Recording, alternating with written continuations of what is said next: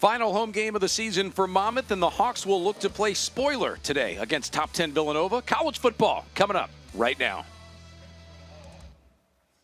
A very good afternoon. We are inside the broadcast location at Kessler Stadium with the czar of the playbook, Emory Hunt. I'm Matt Harmon. Good to be talking football from the Jersey Shore. Emory, time of the year, focus is right there, playoff-wise, for a team like Villanova. A little bit of a season of what-ifs for a team like Monmouth. Well, for Villanova, you want to avoid the upset like we saw a couple of weeks ago versus Maine. If you're Monmouth, you have a great chance to make a statement here against one of the best teams in all of FCS football. Usually at this point, we lead into players of the game. I love what our crew did today. We're going to talk sides of the football. We've got the #1 defense in the CAA, Villanova. This is old-fashioned. Win with defense. What do they say? Defense wins championships. It really does. And when you're talking about one of the best defenses in the FCS, you're talking about a team that has 6 graduate players on that side of the football. So what does that mean? Communication is at an all-time high. They understand assignment. They're always aligned, and they execute at a very high level. When you have that going on for you on the back end, that's why you're #1. It doesn't hurt that they've got 2 really good linebackers amongst their 3. 19 TFLs that's playing on the opposite side of the line of scrimmage. They do a great job of making those individual tackles in space. So how the defense goes, it will be determined on whether or not these 2 guys do their thing today. Now, on the flip side, Monmouth does boast a high-powered offense. It's #1 in the CAA. Something has to give. You have the best defense versus the best offense, and we know Monmouth can put the ball in the paint from anywhere on the field with any one of 3 wide receivers and the depth that they have in the backfield. We talk about TJ Spate, who can do it all, Josh Derry, Gavin Nelson, Trey Neal, and Sony Into in the backfield, along with Rodney Nelson. This team can score and score in bunches. That's why they have a chance today. 37.3 points per game, about 469 yards per game. That combination today, really important. #1 defense versus the #1 quarterback in FCS football, and Derek Robertson, and what he has done so far this season for Monmouth has been special. We will take a timeout here. We will come back. It's senior day here at Monmouth. We'll have plenty of that to celebrate as we get set for a noon kickoff here in West Long Branch.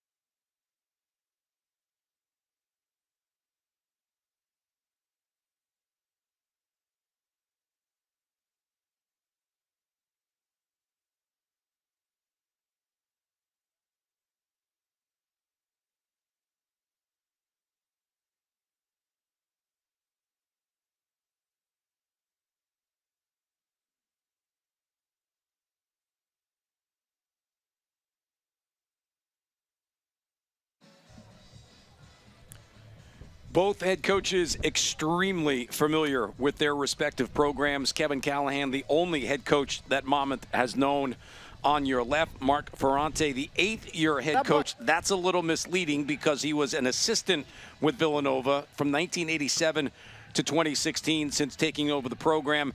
Emory, I know you amongst not many. You are at the top of the list, my friend, of FCS football knowledge. Those are 2 of the real good guys in college football. And I've had the pleasure of sitting with both, I want to say around 2015, just to sit down and go through the program with these guys and just love the passion that they share and show for each one of their respective programs. Coach Ferrante took me all throughout the Villanova process, and also Coach Talley was still sitting in there, had an office, and was showing me around as well. So the pride amongst both of these coaches is great to see, is what's good about college football. Makai Green, TJ Spate, back deep for Monmouth, who will receive the opening kickoff. They will await number 45, Ethan Getman, the player to get it started. He is a lefty kicker for Villanova. A windy day here at the Shore. This one will go over the top of Spade's head, out of the back of the end zone, and come out for a touchback. If you watched our open, here's your theme. Number one offense versus number one defense. Number one quarterback in FCS football right there. Derek Robertson, who has thrown Emory for 25 touchdowns and just 6 interceptions. It's a decision-making that has been impressive to me all season long because he does a great job of going to the right area of the field, throwing with velocity, throwing with the timing, the touch, the anticipation. All of that is why he's the best QB in the FCS. He will start with Rodney Nelson in the backfield. Nelson, the 5'8", 195-pound sophomore. Right away, ball in the hands of TJ Spate, one of the playmakers for Monmouth. He will go in the wrong direction, lose 5.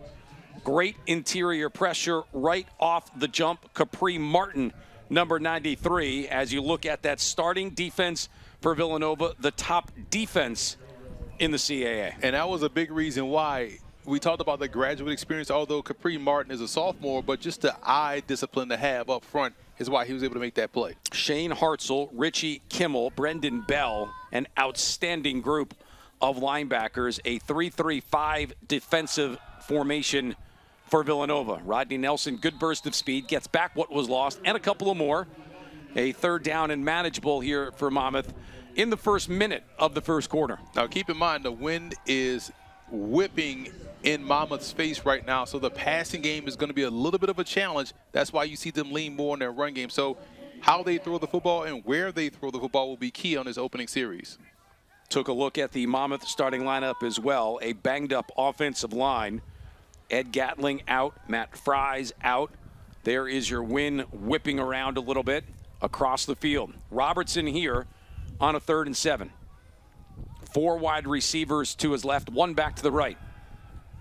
Hangs in the pocket, throws over the middle, has a man. It's Josh Derry who will make the catch, and will have a Monmouth first down. And you saw the challenge right there. Even though it was the right decision, great read, great throw, it was a little bit behind the receiver. Why? Because, again, you're throwing into a very stiff and gusty wind. But good job right there by Derry, able to haul that football in for a first down. 48th catch of the season for Josh Derry. 1 better than TJ Spate. On now 1st and 10. Robertson hanging, looking, wanting Spate. Outruns the coverage and has it down inside the 10, close to the 5. Throw everything I said about the stiff wind out the window because he threw it directly on a rope 40 yards down the field. Perfectly thrown pass for TJ Spate, who got past the secondary for a nice over route. Just a great throw, great protection by that offensive line for Monmouth. Just a nice rainbow for Robertson. Robertson said, I can throw it that far, Emory. Don't worry about the win. Great way to start the football game for the Hawks. 2.5 minutes in, Monmouth has it 1st and goal from around the 8-yard line. Spade in motion. Goes back the other way. Soneento territory. He'll push the pile forward for 6. Ento, 21 rushing touchdowns on the season. This is where Villanova likes to show its strength, tightening up inside the red zone, inside the green zone area, which is from the 10-yard line going in. This defensive line does not relent up front. They do a great job of maintaining the line of scrimmage, and in some cases, they reset it. So it's going to be interesting to see this battle, this trench warfare battle we're going to get at the line of scrimmage today between these two teams. 2nd and goal from the 6. Ento, again, doesn't usually go down on first contact, struggles to get back to the line of scrimmage. Now, as good as Villanova is defensively, as good as Monmouth is offensively, in these goal line situations, the Hawks sometimes predictable. It's give it to Sone, and he usually does the job. Villanova might not be the team to do that against. Right, because we know Ento has, over 20 touchdowns rushing on the ground. Here is where Monmouth is going to have to prove that they can win these one-on-one battles in the passing game inside this green zone area. Corners for Villanova, outstanding on the edge. Neary in motion. Robertson looked his direction. Going to tuck it and run. Throw for Ento into the end zone. Touchdown. It's a heck of a job right there by Robinson, climbing the pocket, showing that he was about to take off and run. He kind of influenced that defensive back out there to say, hey, I got to go get the quarterback. And he kept his eyes downfield and just flipped it over to Sonny Ento, who didn't get into the end zone running the football, but as a pass receiver this time. Great opening drive for the Hawks. Sonny Ento usually does it on the ground. That one a receiving score. Michael Cowton on for the extra point. Good snap, good hold. The kick is no good.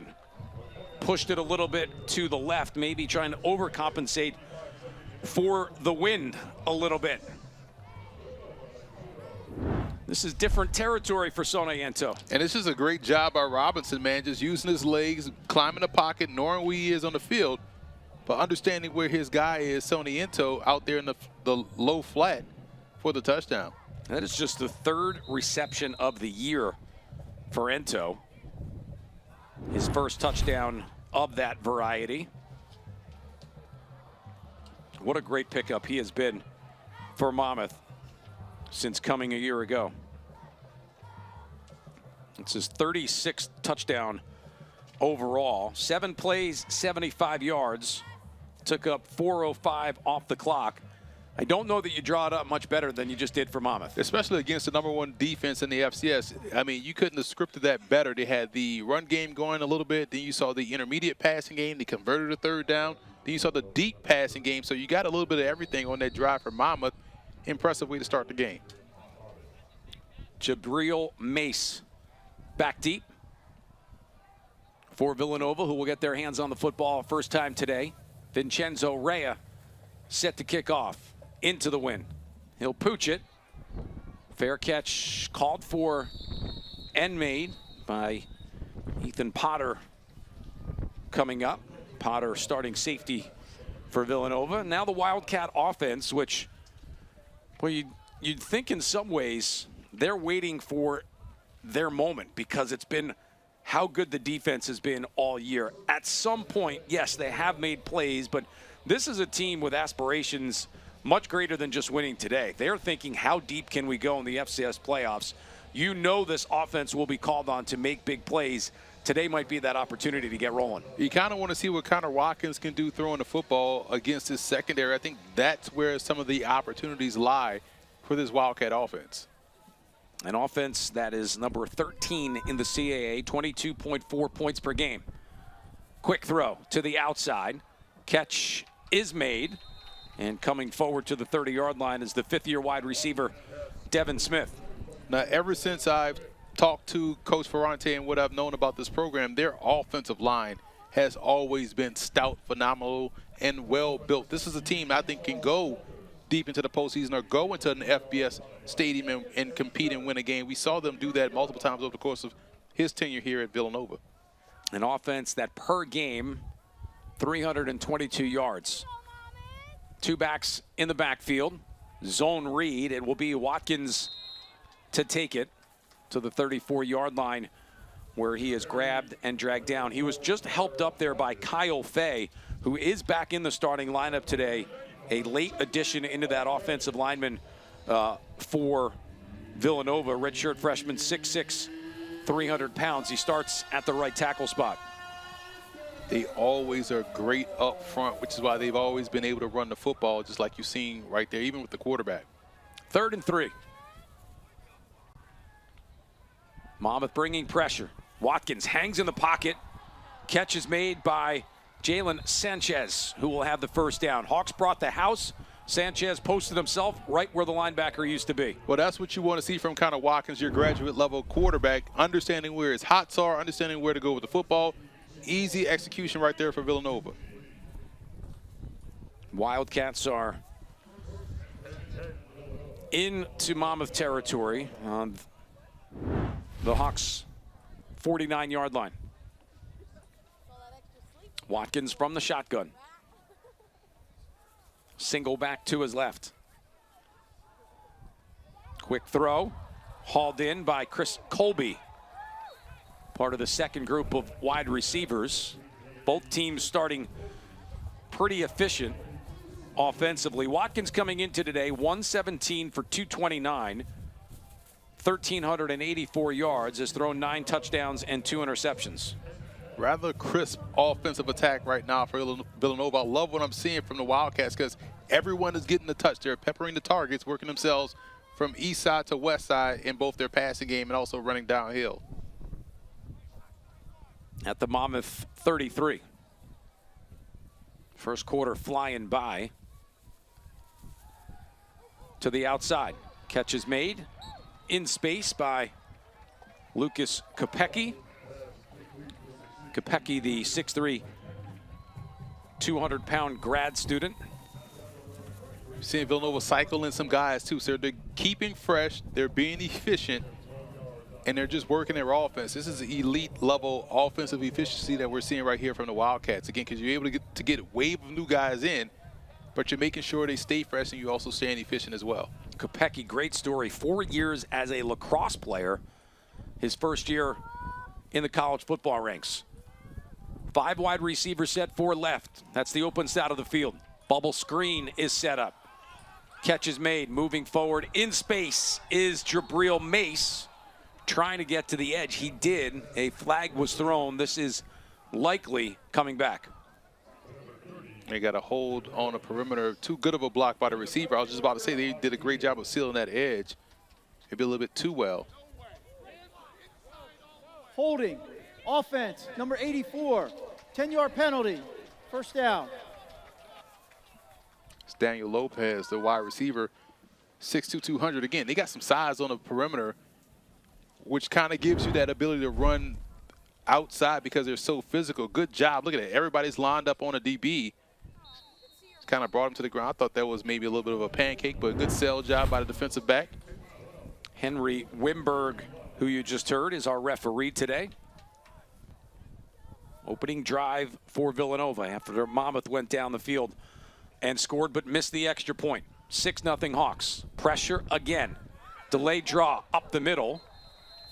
David Abbott, the freshman running back, 220 pounds. I love that play call because, again, when you get pressure like that, blitz pressure, you either want to throw right at the blitz where the guy just came from or run right at it because no one is really paying too much attention to their gap discipline because they're all so aggressive trying to get back there to the QB. Great play call and timing by Villanova. Isaiah Ragland listed as the starter. Abbott has had more carries. He's played in a couple more games. Leads the team with 7 rushing touchdowns. He'll stay in here on 2nd and 5. Zone read. Taken down was Watkins. Maybe second guessing that he didn't hand it off to Abbott. One guy that's going to be outstanding for Monmouth, we'll call his name all day, is Sam Corpoy, the linebacker. He's built like a safety. He's long, he's athletic, he's always going to be around the football, so get used to hearing his name called a lot today. He's in your picture right there. Where's number 35? Monmouth in the all blues today with the silver helmet. Villanova the blue helmet, the white jersey, and the light blue pants. 3rd and 5, 6 to go in the first quarter. Maybe 4-down territory here for the Wildcats. See what they do out of a 4 wide receiver set. Throw to the flat, catch made. See if the second effort from Abbott was able to get the first down. Was covered and bumped by Charlie Sasso. It's a good job right there by David Abbott. I'm liking what I'm seeing so far from the freshman, 6 feet, 220. You see right there, using his size to absorb that hit, but also have the wherewithal to know where the sticks are to reach that football out there and get the first down for Villanova. Played at Winston Churchill High School down in Potomac, Maryland. 4th and a yard. Wildcats going to line up to go for it. Tight end H-back off to the right side of the formation. Here's the give, the spin forward for Abbott. It'll be a first down and then some, and a 1st and goal to go for Villanova. Good body lean, good functional strength and power, runs behind his pads, and just showed you right there all of those attributes to get that first down for the Wildcats. Keeping their offense on the field. You're right, this is a fast-moving first quarter. We're already under 5 minutes and only have had 2 possessions. Ball at the 7. Wildcats will reset themselves. Clayton, the tight end. James Weldy, the H-back. Abbott, again, slips a tackle at the line of scrimmage. Gets down inside the 5. Looks like they will mark him down at the 2. Now you see Monmouth sending in a wave of defenders trying to stay fresh. Surprised Villanova didn't go tempo there, try to catch Monmouth rushing to get those subs in, but starting to see how the tempo and the pace from both teams have adjusted how these coaches are attacking, sending in substitutions. Wide receiver is Jalen Sanchez. Out to the right side of the formation. Interesting wrinkle here. 3 backs in the backfield with Watkins. Quarterback Keat jumping over the top of the pile and taken down. Sasso, the first man there. Ryan Moran, one of the team captains, came in to clean it up. I know Watkins, like, he kind of had that going differently in his head when he jumped. He thought he was going to get in there. It fell about a yard short, but good job by Monmouth just staying assignment sound and just allowing themselves to scrape across and get the stop. We probably won't see Watkins jump again because that one almost ended terribly for him. Chris King, number 45, a big part of that play. Grabbed the leg of Watkins so he couldn't extend out. 3rd and goal from the 2. 2-back set. They'll give it off the right side. Will not get into the end zone. Struggled to get back to the line of scrimmage. That was Abbott again on the carry. There's no hesitation on Villanova's side of things. They're keeping their offense out there on the field. And we talked about the #1 defense in Villanova coming into this ball game. But, man, you look at how Monmouth has really bowed up here in this red zone situation, green zone situation, and stopped the run 3 plays in a row. Got to do it one more time. If you're among those cheering on the Hawks, it would set an early message in this game. Tight formation for Villanova. Single receiver left. Watkins wanting to throw. Trying to get to the goal line. Did he get in? He did, right at the last second. A great second effort from the veteran Connor Watkins. It's a foot race to the pylon, and he lowered his shoulder to have just enough strength and power to cross the goal line there for a touchdown. You're going to see right here, looking to throw. Monmouth had it blanketed across the board. Just leaves one-on-one for Connor Watkins, and he went toe-to-toe with a linebacker and Ryan Moran and won that battle. It's a great drive by Villanova. Monmouth drive took about 4 minutes. This Villanova drive more like 4 weeks. 8, yeah. Ethan Getman on for the extra point. Snap good. Hold good. Kick good. 14 plays, 73 yards, 8 minutes and 36 seconds. Connor Watkins has given Villanova the lead.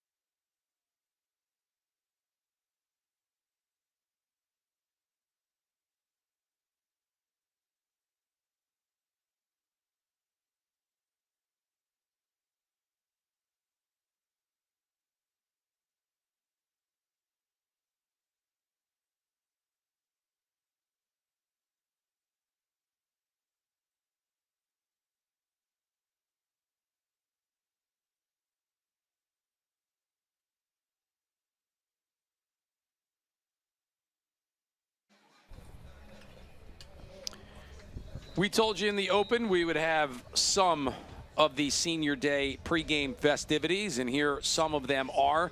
Those that are saying goodbye to the Monmouth football program honored before the game. A sad but celebratory day. Emery, is that the best way to say these days?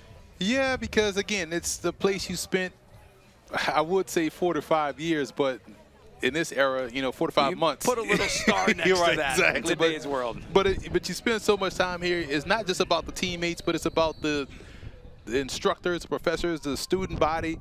It's a part of your life that you'll forever cherish and forever draw back from. Getman to kick it off. This is going to be looked at by Spate out of the end zone. Second consecutive touchback. And Monmouth will get their second possession. Hawks went down the field, their opening drive, put 6 up on the board.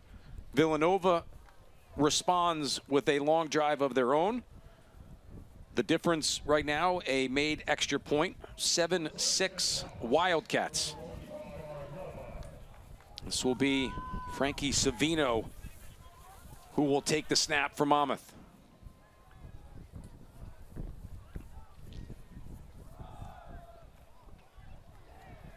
Off on the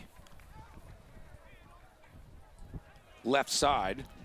That's the big We'll check it. That is not Savino, who is listed as the backup. Zach Hijos is in at quarterback. That threw everybody for a little wrinkle right there. Second big stop for Ben Wobodo, the defensive tackle, number 98. He's been stellar so far today defensively. Robertson back in. Flag thrown. Over the middle, catch intended for Gavin Nelson. Is dropped. Illegal formation here.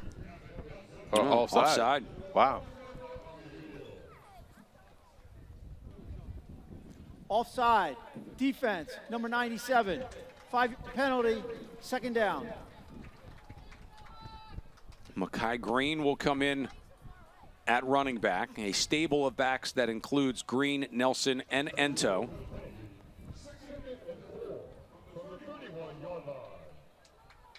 Monmouth with the +5. 2nd and 4. Robertson, quick throw to the right. Old school hook and ladder setup. It's Green who gets the benefit of it, and he will get Monmouth the first down. So far in this drive, we've seen a quarterback come in just to run QB power heels that we hadn't seen all season, and we just saw a hook and lateral. So they're trying to get that defense guessing for Villanova. A little bit too early for that. We'll have to come up with a new name for that, because the hook and ladder means you run down the field and hook. Exactly. There was no real hook there. It was more of a step. Step and ladder. All right. Robertson on first down, gives to Ento, who is known for his goal line exploits, but has shown at different times over his couple of years here breakaway speed, tackled after a 4-yard gain. I will say this, though. I love how Coach Gallo, the offensive coordinator for Monmouth, has his playbook consistently open. All options are on the table, especially here in this final home game for the Hawks. You always want to win when you play, but in a game like today, Monmouth playing with seemingly no pressure. 0. 2nd and 6. Ento, left side, hit at the line, falls forward for 2. That will likely take us to the end of a fast-moving first quarter. And an entertaining one. Teams trading possessions, trading touchdowns. This is just the 3rd possession of the entire game, and Monmouth will continue it when we continue our broadcast here. First quarter in the books, second quarter around the corner. Stick around.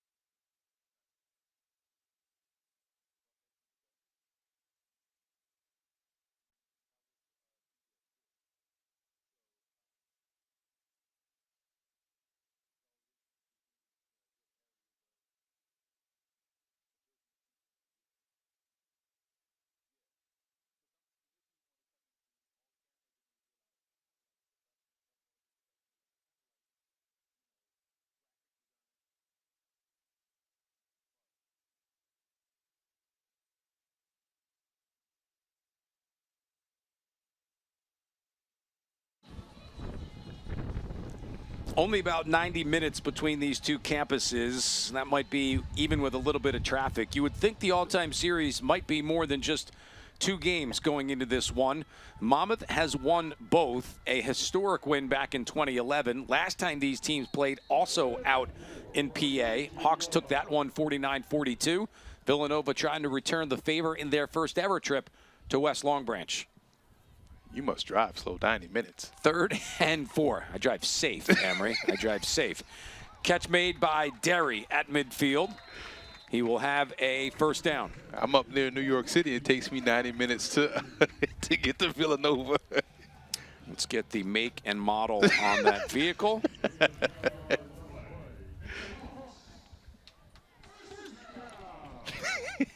We'll have Emery pulled over at the Got to catch me first. I'm like the gingerbread man. first opportunity. Monmouth offense has looked sharp so far today. Robertson keeping him moving. New set of downs to work with in Wildcat territory. Derry to the left. Give is up the middle. It's Green. Breaks a tackle, gets to the sideline. This is where Makai Green is so good in space. He will pick up about 17. Man, that was such a good run just from a technical standpoint. And I try to explain this to folks all the time. When you have the football, you control the angles. Watch how he sets up this defender here. Little stutter step kind of slowed him down, but he just kept running. When you're able to do that because you have the football, you can dictate the terms and make things difficult for the opposing team. Just a little hesitation right there caused him to become flat-footed and just was able to scoot around the corner and get down the sideline. What was that sound effect, by the way? We need that in like old school Batman TV format when it used to come across the screen. Kapow! All right, exactly. Bang, boom. Like a lot, we just talked over. We just gave something for our production crew to work on for next year. Right. And we just probably talked over half the audience because they don't know what Batman we're talking about. There's been like 17 different iterations of Batman since the one we're talking about. Go old school. The out-of-shape Batman, the Adam West Batman. Player injured for Villanova, Shane Hartzell, the outstanding linebacker, able to walk off under his own power. That's a good sign. This is the final home game for Monmouth this season. They will wrap next week at Stony Brook. Villanova has an interesting task next week. They're home to square off against Delaware, who is not eligible this year for an FCS playoff berth. But, man, what a statement win it would be for the Wildcats heading in to seeding weekend. Right, because that is essentially a Conference USA opponent they're facing next weekend. Reverse pass set up. Robertson, throwback, has Derry. Open down the left sideline, inside the 20, inside the 10, to the 5. Josh Derry doing it all by himself and scoring. Fantastic job right there by Josh Derry, doing an excellent job running down the sideline, just staying in bounds and using his blockers rather well. But the play design and influence was on point because usually when you have that double reverse flea flicker pass, you want to take the deep shot down the field, and the defense knows that, so everyone's eyes went down the field. They forgot about Josh Derry just waiting there after he did his part of the deal, and no one was out there but just him in open grass, and you saw him navigate his way, not take 90 minutes to get past Villanova and get into the end zone. You said open playbook. How about a whole new section and a new page in that play? And give a lot of credit. He was in your picture at the last second. Jack Neary, the tight end, was blocking all the way down the field. Now, this is always controversial, right? You miss an extra point early. Are you chasing the point for the rest of the game? Monmouth will try and get it back right away. A throwback. Neal wanting to pass, avoids one tackle, trying to keep the play alive. He does a little bit, but cannot elude the grasp of Villanova. He was trying to get back in the good graces, throw it back to Robertson, who's standing there wide open. But we'll see on the other side if Villanova has an answer for Monmouth. Greatness never settles. That's why the Monmouth University Hawks drive World Subaru, the #1 Subaru retailer in all of Central and South Jersey. Visit World Subaru today, proud sponsor of the Monmouth University Hawks, or online at worldsubaru.com. Go Hawks!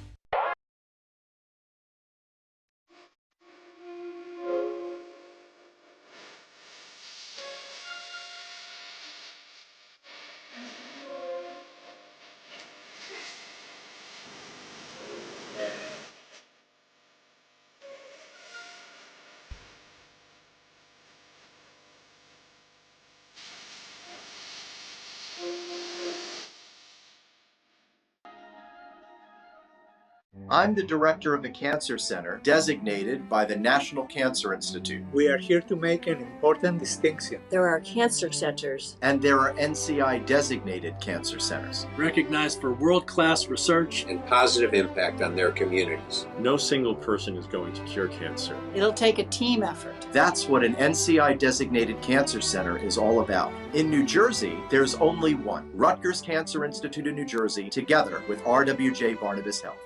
The right way to top a sub is with real red wine vinegar made from red grapes and no food coloring. And the right way to film it is in slow motion. Obviously. Because authentic ingredients make a sub above. Today's broadcast of the Monmouth Hawks, powered by Monmouth Medical Center, an RWJ Barnabas Health facility and recognized leader in patient safety and clinical quality. For more information about services close to you, visit rwjbh.org/Monmouth. RWJ Barnabas Health, a proud part of Monmouth University Athletics. Back here with the czar, Emery Hunt. Monmouth a 7-play, 75-yard drive. The Hawks have missed, though, 2 PATs. One an old-fashioned conventional attempt. That last one, a wide receiver pass chance from Trey Neal. That failed. Josh Derry, the recipient of the touchdown. Both Monmouth's top guys, Spate and Derry, have had an impact in this game. Derry has been targeted 4 times, and he has caught all 4. Rhea able to send this one out of the back of the end zone. What an advantage for teams as you look at it, as we are going left to right. A heavy swing in wind. I will say this, though, and I brought this up the last time I did a game here at Monmouth. No matter the wind, the stiffness of it, or the velocity of the gust, that nest that sits atop that scoreboard does not move. No, it's there. See if we can get a shot of that at some point. There it is. That thing has been there for years. Through hurricanes, through gusts of wind, it does not. It is standing strong. Impressive. We cover it all. Like there's never. After play, personal foul, blindside block, receiving team, number 40. Will be half the distance to the goal. First down. Well, that turns out to be a pretty big penalty against Villanova. Jason Hall, the linebacker, a blindside block on a kickoff that was not even going to be returned. That's a pretty. You have to really get that block early because that ball did not touch the field of play. Here comes Connor Watkins back on. His first drive, darn near perfect. Numbers-wise, it was 6 of 6 for 60 yards. And he finished it off with a rushing touchdown. 1st and 10, ball back at the 13. Isaiah Ragland into the game. He'll get the carry off the left side. Of the 2 running backs, Ragland a little shorter at 5'9". Abbott listed at 6 feet, both in the 215, 220 range. So that tells you both guys are well equipped to run inside, and so you don't lose much from your inside run game when either guy is in the lineup.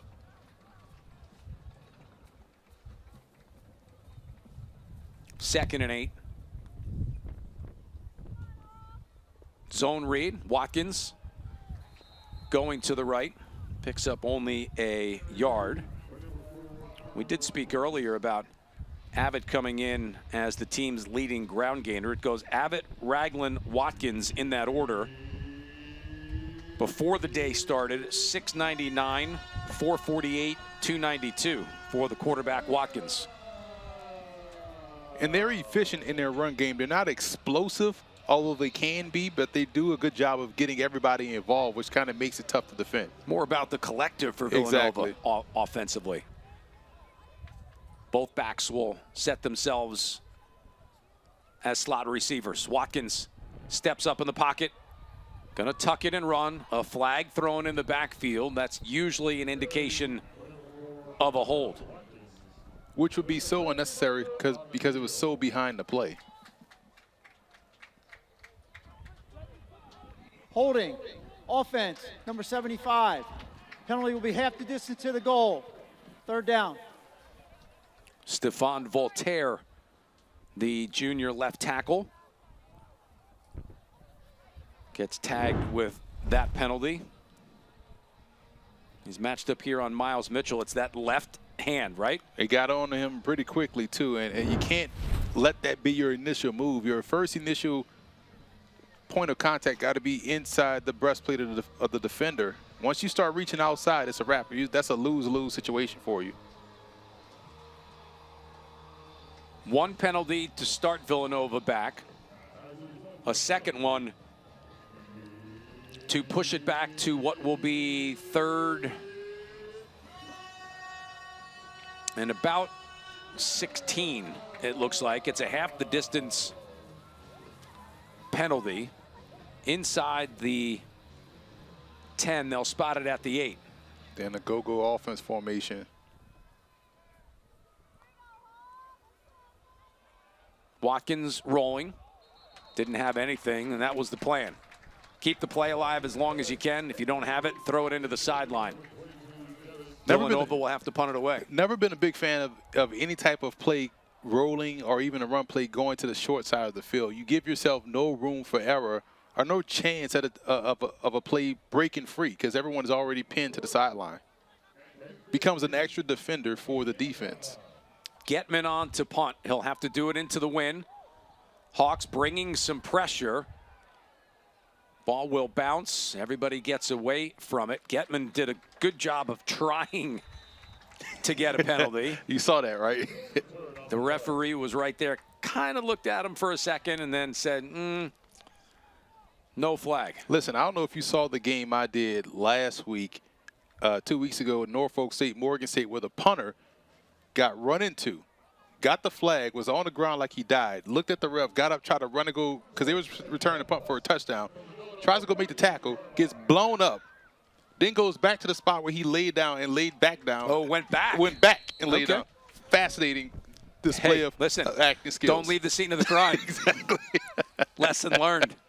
1st and 10 from the Villanova 48. Robertson has it come back off a deflection at the line.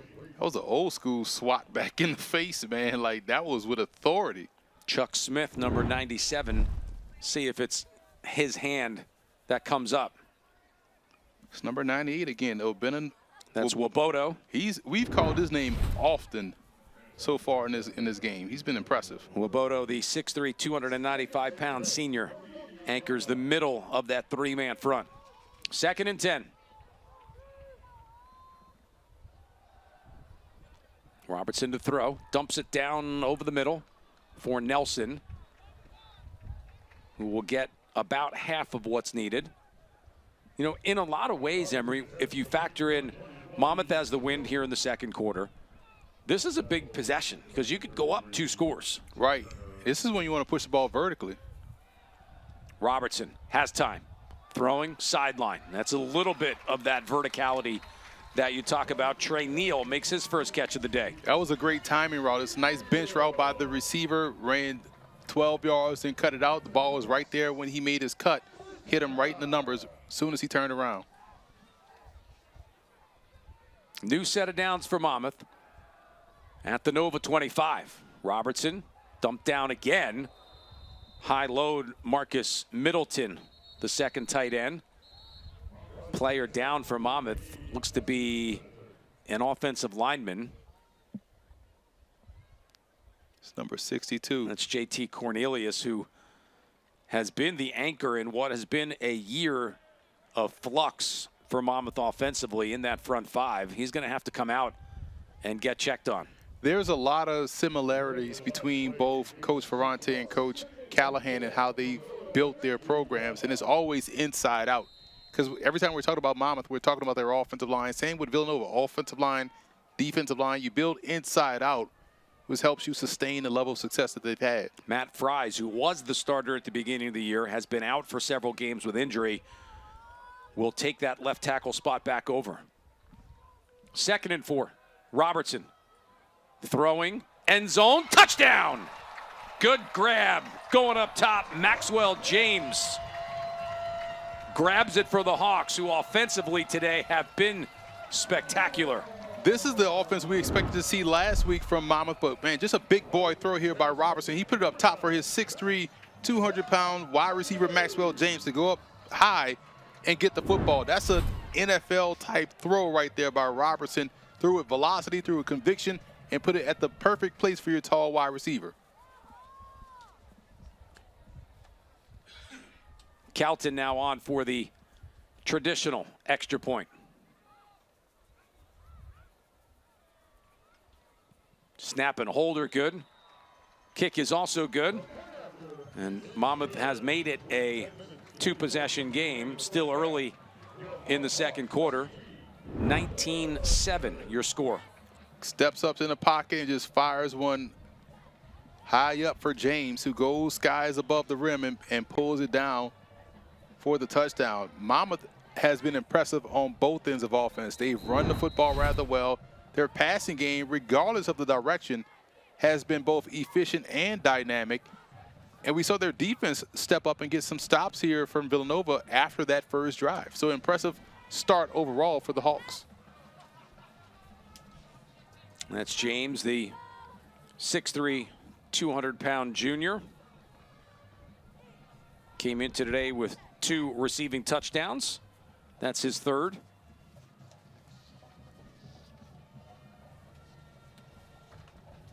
Wide receiver out of Charlotte, who transferred in via James Madison and Lackawanna Junior College.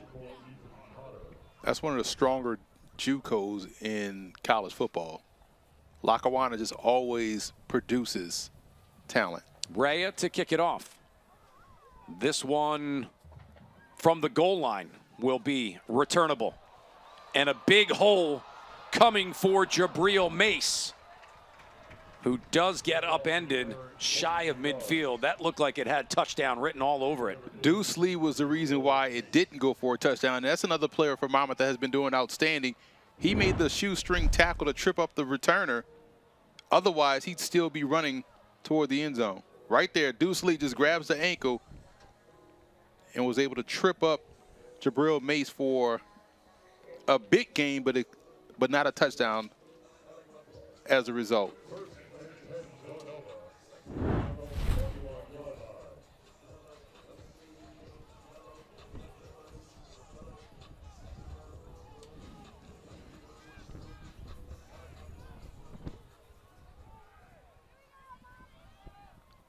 Watkins bringing the Villanova offense back on. Throwing to the sideline. Catch is made by Sanchez.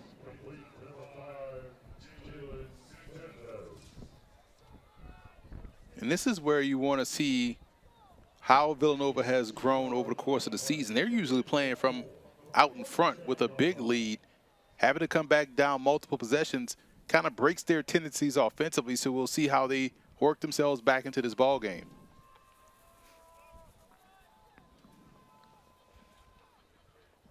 Inside carry. Abbott grinding towards the first down marker. Looks like he's going to be right at it. McCrary on the stop, but enough to move the chains. For a bigger back, I'm impressed with the footwork of David Abbott and how he's able to consistently work himself across gaps to find open spaces.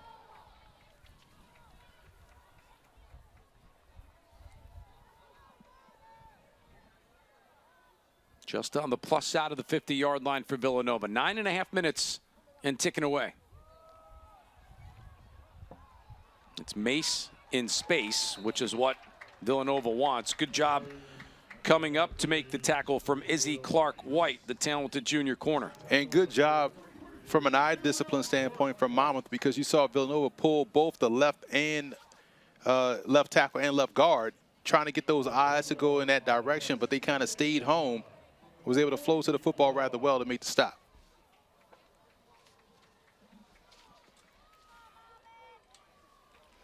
Second and 9, 1-yard pickup.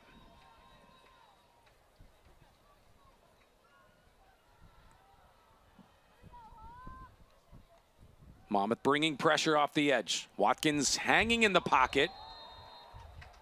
A little bit of alligator arms there from Abbott as he felt the pressure coming from the outside. Cannot make the catch. It will set up a 3rd and 9. Sam Corpoy keeps his eyes up. He probably has a walk-in pick 6. He was going for the layout shot. Don't blame him because he's a defender, but right there, if he looks up, the ball is right in his mitts, and he'd be running toward the opposite end. Crisis averted for Villanova on that play. Abbott probably fortunate he didn't catch it. 3rd and 9. Villanova so far on the day, 1 of 4 in these 3rd down situations. Watkins over the middle, catch made, 1st down and more. Grabbed by Jalen Sanchez. That's a heck of a grab by Sanchez because that ball had a little bit of mustard on it coming from Watkins, and Sanchez was able to go low, grab that and not break stride running. That's his 2nd tough 3rd down conversion in this ball game. Look at that, just all hands was able to snatch that high velocity pass from Watkins and stay upfield to get the 1st down. Monmouth bringing in a new set of defensive linemen. Wildcats in the midst of a good drive here. It's been all offense, in essence, so far today, short of 1 drive for Monmouth defensively, which was a big stop.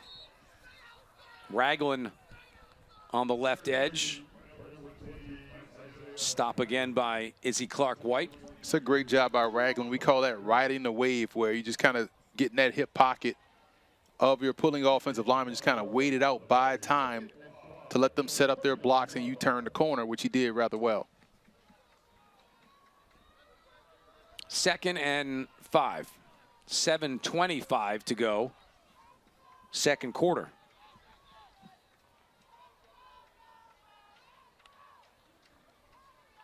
Shotgun snap. Watkins, early decision to take it himself on the quarterback draw. Stopped a little shy of a 1st down. I like how to deploy him in the QB run game because it kind of balances everything out. You can't get too comfortable in trying to just find out where the backs are if you're Monmouth's defense, because Watkins is a guy, a large individual at 6'3", 230, that can run rather well both within the tackles and also outside on the perimeter, as we saw earlier on his touchdown scamper. 3rd and 2.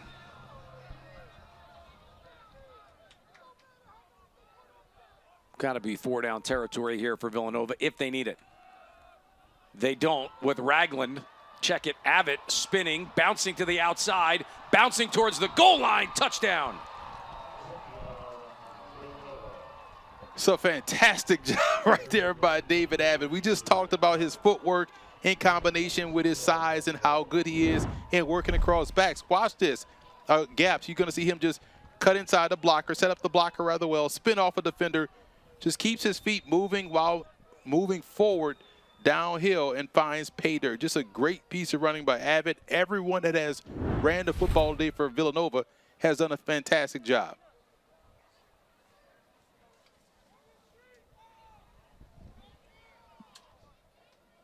Extra point attempt coming for Getman is up and through.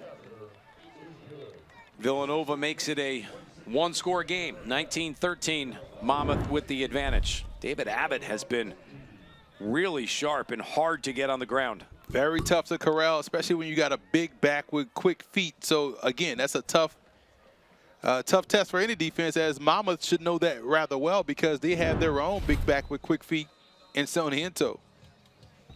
Scoring drive, 8 plays, 59 yards, 4+ taken off the clock, which leaves us with 6:26 remaining in the first half.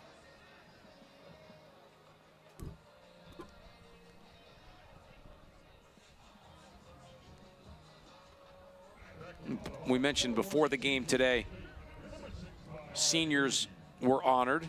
Also today, it is Heroes Day, and we'll spend some time at halftime with one of those.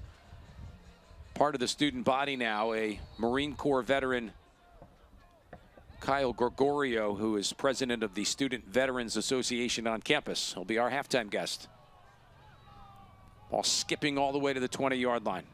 Grabbed by Green. Was all the way across to the 30. Run out right around the 34-yard line. It's a long way to travel for Mekhi Green. I'm surprised he went that far away from where his blockers were. Thought he was going to be able to turn the corner, but good job stringing out that run, or return, I'm sorry, from Villanova. Back on the Monmouth offense.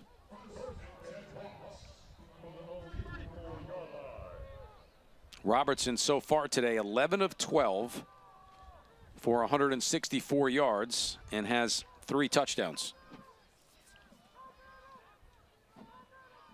Hawks have not punted. They have scored 3 straight drives. Nelson bouncing it to the outside. Gets to the 39-yard line, gain of 5. Nice piece of footwork right there by Nelson, showing you that quickness to dash and dart his way inside, then bounce right outside to continue to move forward for positive gains, positive yardage. Keeps their playbook open to 2nd and 5 here, so once again, this is a good offense for Monmouth. Trips to the left. Robertson looking that way to his receiving core. Give is to Nelson. Flag flying as Nelson tackled a little shy of the first down marker. Might be a face mask by Brendan Bell, the linebacker on that tackle. Holding. Offense, number 64. 10-yard penalty, 2nd down. Coming back the other direction, Chris Moreno, the left guard. Although it's coming back, man, had Brendan Bell not been able to make that tackle on Nelson, he had a lot of room on the outside. There was no one standing there in the alley between Bell and the end zone. So you're going to see right there, screen holding Wabodo. Don't blame him because he's been a disruptive force for Villanova all throughout the game.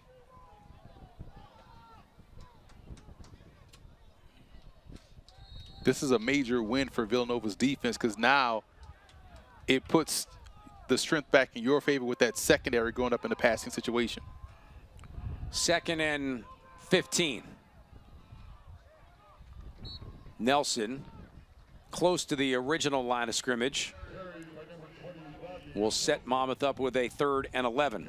Capri Martin once again on the tackle. We called his name earlier in the first quarter. So this defensive line for Villanova has been solid versus the run, but also has been very active in not only getting pressure, but also staying active at the line of scrimmage. So we expected to kind of see why they were ranked #1 defensively, and we're seeing seeds of that, although Monmouth has had their success because, again, this is the #1 offense in the country. 3rd and 11. Hawks have been creative today in these situations. Spate out of the backfield. Checks with Robertson, who will throw over the middle. Quick dump down for Derry, who didn't have much to work with. A gain of 2, and Villanova will force Monmouth to punt for the first time today. First time we're seeing a punt from Monmouth with almost 4 minutes left in the half. And that was one of those things we talked about earlier, Matt, where you're running a shallow cross to the short side of the field. You really don't have any options or any opportunities. That sideline became an additional defender for Villanova, which kind of helped them stop them on 3rd down. 4th and 9, Luke Schabel on to punt. Potter. Check it. Maddox back deep. Excuse me, Tanner Maddox.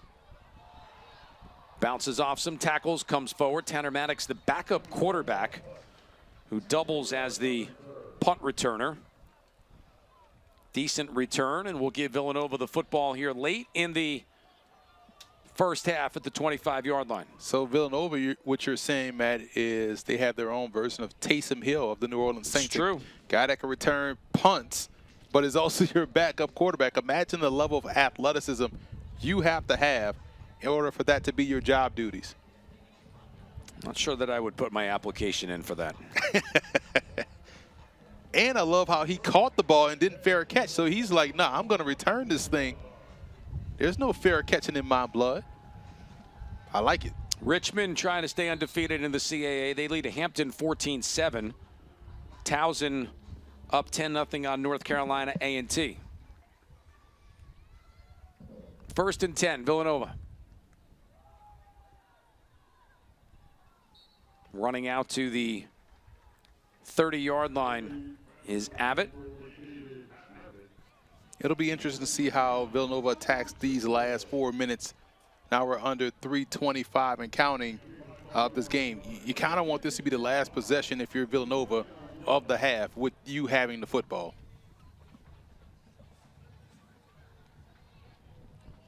Second and 5.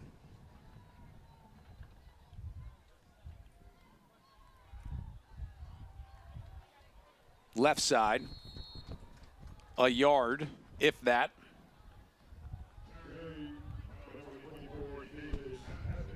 Like 3rd and 4. This is where we've seen Villanova have some success. Jalen Sanchez, the receiver, has been their guy on 3rd down. He's come up with 2 conversions so far in this ball game. We'll see if they try to attack the middle of the field or put Connor Watkins on a move, give him a 2-way go to where he can kind of convert with his legs or with his arm.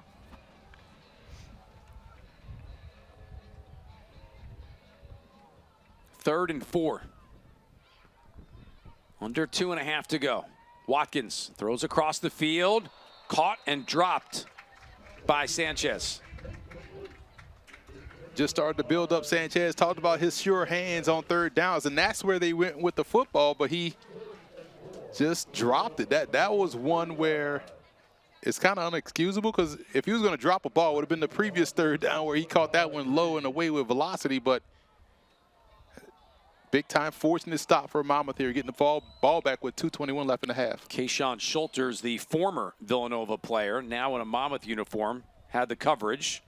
Fair catch called for and made by Makai Green at the 35. And Monmouth with 3 timeouts remaining and over 2 minutes. They got plenty of time to try and go down the field. So, partner, while we've got a second in the change of possession, you and I talking before the game, in the CAA right now, you feel Richmond, Rhode Island, Stony Brook, Villanova would have the edge to get into the postseason. All have no more than 1 loss. Richmond, the only undefeated team, all right now at least 8 wins. But I will throw this at you. It could be completely turned upside down if New Hampshire or William & Mary or both win both of their next 2 games. They would go to 8-4. You've got 4 teams with 8 wins already.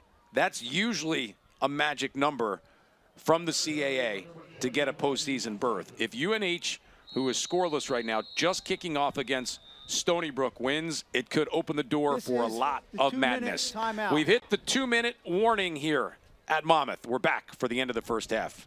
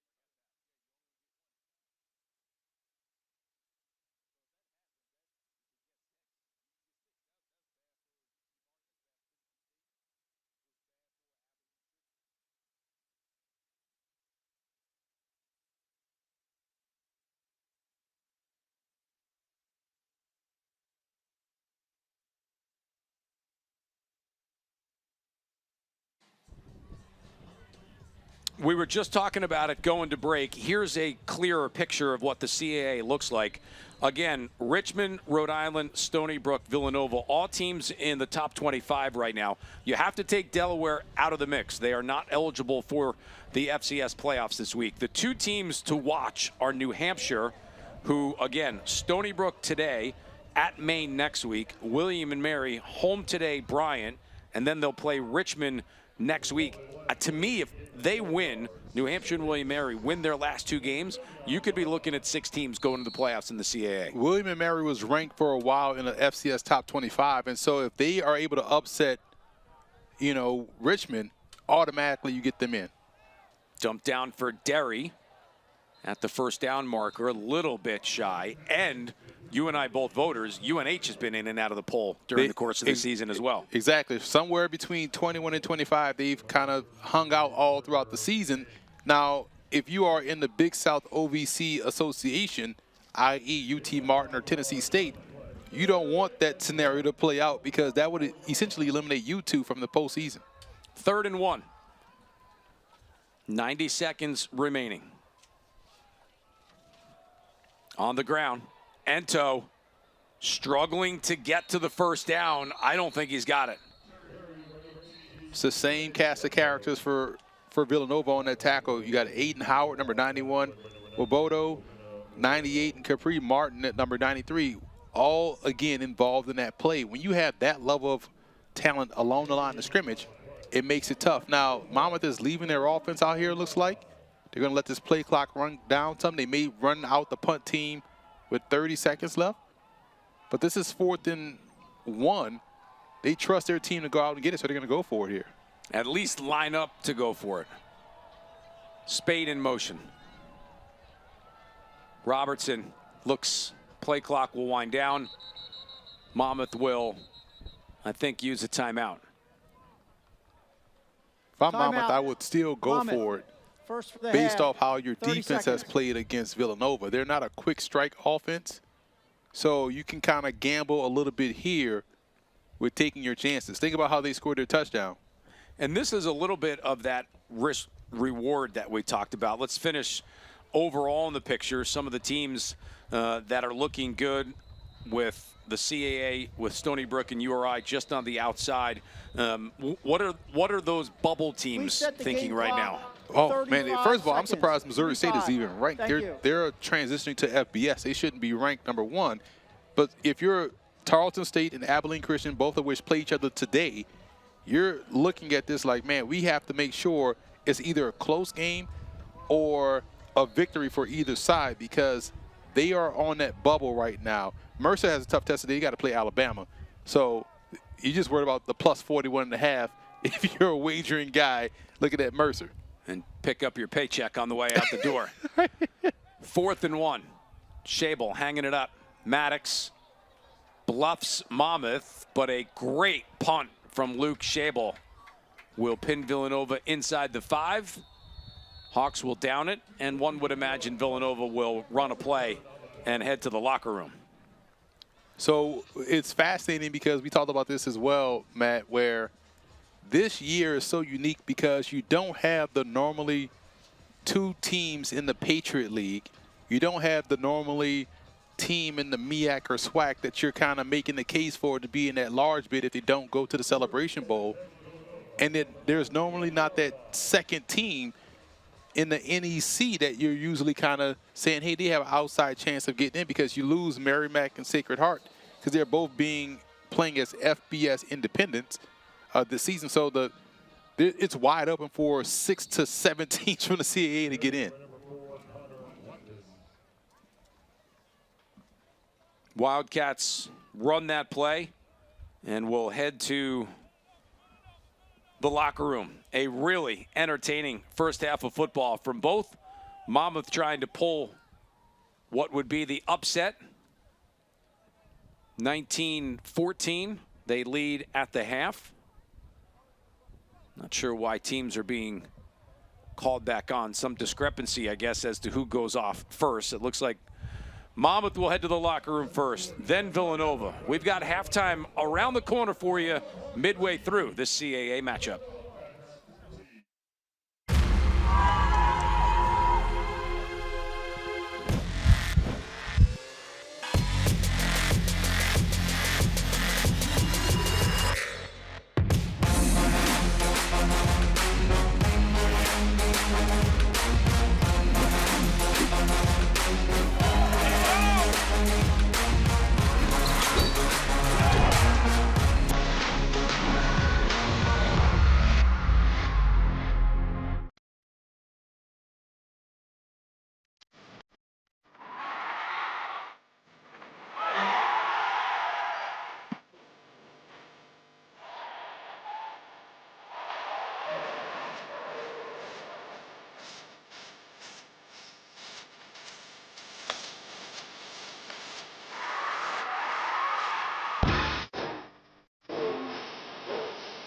This is the CAA on Flow Sports.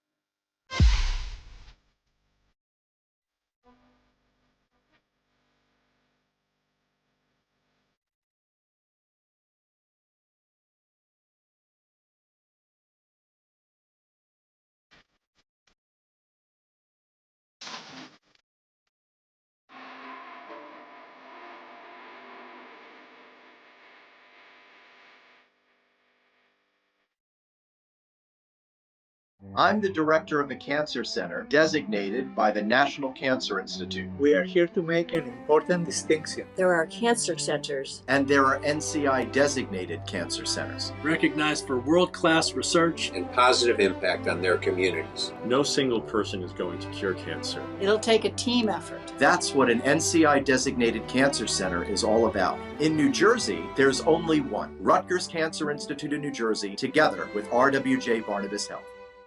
Whoever said that the shortest distance between 2 points is a straight line never said anything about the quality of the ride. With Coach USA, you can charter a luxury motor coach for all of your special occasions. From your wedding day to corporate events, sightseeing, trips to the casino, sporting events, and concerts. Enjoy free amenities on board, things like Wi-Fi, restrooms, and movies. So to book your charter anywhere in the US or Canada, just contact our sales office today. Halfway through honoring the seniors here at Monmouth on Senior Day, Hawks have put together a good performance, leading number 8, Villanova, 19-14. We are at the break. Emery and I spending a little bit of time at the end part of that first half looking at potential playoff teams for the CAA. This is your out-of-town scoreboard, games in progress right now. Campbell and Delaware are scoreless. It is Towson leading North Carolina A&T by a score of 17-0. Richmond and Hampton going at it, 17-7 there for the Spiders. Bryant, William & Mary are scoreless. Stony Brook, UNH, a huge game, scoreless. Rhode Island trailing Albany by a score of 3-0. Later on today, Maine and Elon with the late start. That is the 2 o'clock kickoff. Standing-wise from top to bottom, as always, so many quality teams. Richmond, the only undefeated team in the league right now. Delaware still counts conference-wise, but not eligible to go to the postseason. Rhode Island, Stony Brook, Villanova, already 8 wins on the season so far. New Hampshire, William & Mary still alive. Maine, Towson trying to finish with a flurry over 500. Then you go Elon, Hampton, Monmouth, with Campbell, Albany, Bryant, North Carolina A&T at the bottom part of the standing boards in the CAA. Such a good conference, always regarded as one of the top conferences in all of FCS football. Big Sky, MVC, CAA, those would usually be what most people would say are your top 3. We will take a timeout here. When we come back, we'll talk military and student leaders and have someone in person on campus.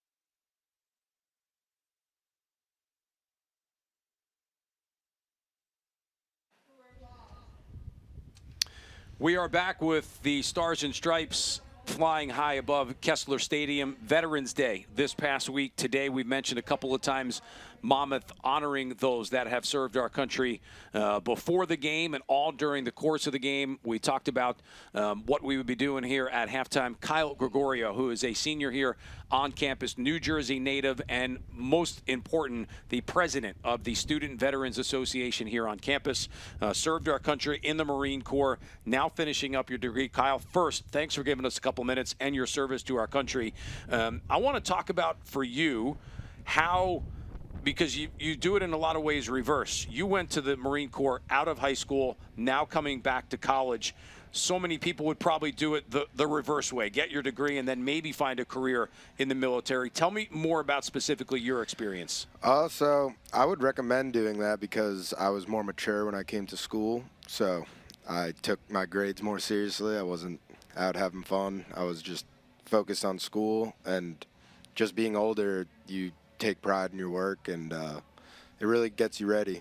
Plus, it helps you put yourself through school. So. On campus, the Student Veteran Association, I don't know the specific number. I'd love to hear how many students are actually veterans on campus. So we have about 80 military connected, but that includes dependents as well.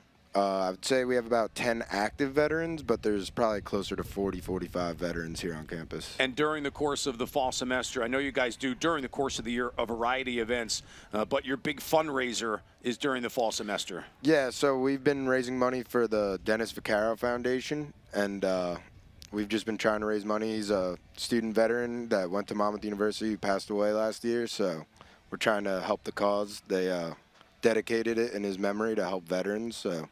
People can still donate to that. Yes, they could go to Dennis Vaccaro Foundation on Instagram and reach out. All right, so as I was doing some background and some homework on you, I learned that while you were at A.L. Johnson, New Jersey High School, over 100 victories as a high school wrestler. The lessons that you learned as a student athlete that carried over into the military that now carry into being a college student? I think wrestling was the #1 thing that helped me get ready for the Marine Corps. And then the Marine Corps, it was just natural. And then right out, it was kind of a tough transition from military to college. But, I mean, that's why I got involved in the SVA, because I did it on my own. So now I try and help all the veterans that come in and they seem lost. And I just try and give them a place for them to feel like they're a part of a group again. Tell me from a standpoint, Kyle, the correlation that you could make being a athlete to being someone who serves in the military. So with wrestling, it's a lot of discipline, you know, losing weight, maintaining your weight, staying in good shape, you know, so that really gets you in the mindset to go to boot camp and have everything put out in front of you, and just having to stay like motivated and dedicated and continue on the path, you know. Finish with this one, if you can. I know you're going to graduate with a degree in Homeland Security. What you would hope your future plans to be, and how that development for you over the years that you served as an active member of the Marine Corps that now have carried over into your life as a college student, putting it all together, what does Kyle Gregorio want to go do? I want to go into law enforcement. I think that I'm geared towards that, being in the Marine Corps and just having the military aspect and being able to talk to people and, you know, just do the job to the best of my ability. So I didn't tell the truth. I got one more for you. All right. How important is it on college campuses, and I think this is really maybe the most important thing, how important on college campuses is it to have a Student Veterans Association for veterans that are in same scenario for you? There might even be people that are older than you that decide, I'm coming back after a longer career in the military or taking a break. A place to go that they feel like there's like-minded people there for them. I think it's crucial. I know a lot of schools do have it, but I have a friend of mine that goes to school in New York, and he's looking to open up a chapter, and he reached out to me. So I'm trying to help him make the right connections with the national SVA so they can help him set up a chapter in his school. And he sees all the good stuff we do here at Monmouth, and he wants to get a part of it because he's 2 years into school, and they don't have one, and he sees me with all the veterans on campus from all different branches, and we all just get along because we all have the same similar background. I think it's good for a support system for sure. I've been at Monmouth for a really long time. I know we are always so fortunate to have veterans be part of the student body. I thank you so much for your service, and thank you for giving us a couple of minutes here today. Kyle Gregorio, the student president of the Veterans Association on campus. Monmouth leading Villanova 19-14. We're back with highlights and stats after this.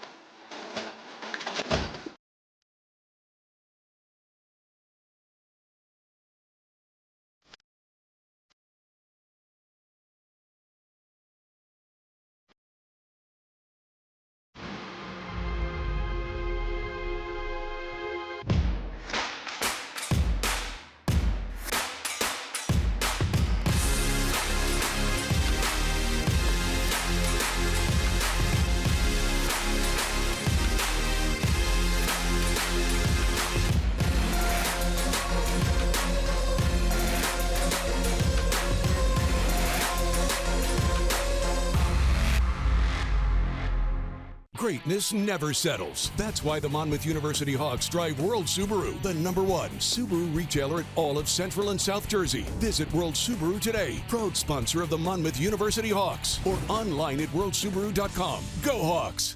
I'm the director of the Cancer Center, designated by the National Cancer Institute. We are here to make an important distinction. There are cancer centers. And there are NCI-designated cancer centers. Recognized for world-class research and positive impact on their communities. No single person is going to cure cancer. It'll take a team effort. That's what an NCI-designated cancer center is all about. In New Jersey, there's only one, Rutgers Cancer Institute in New Jersey, together with RWJ Barnabas Health.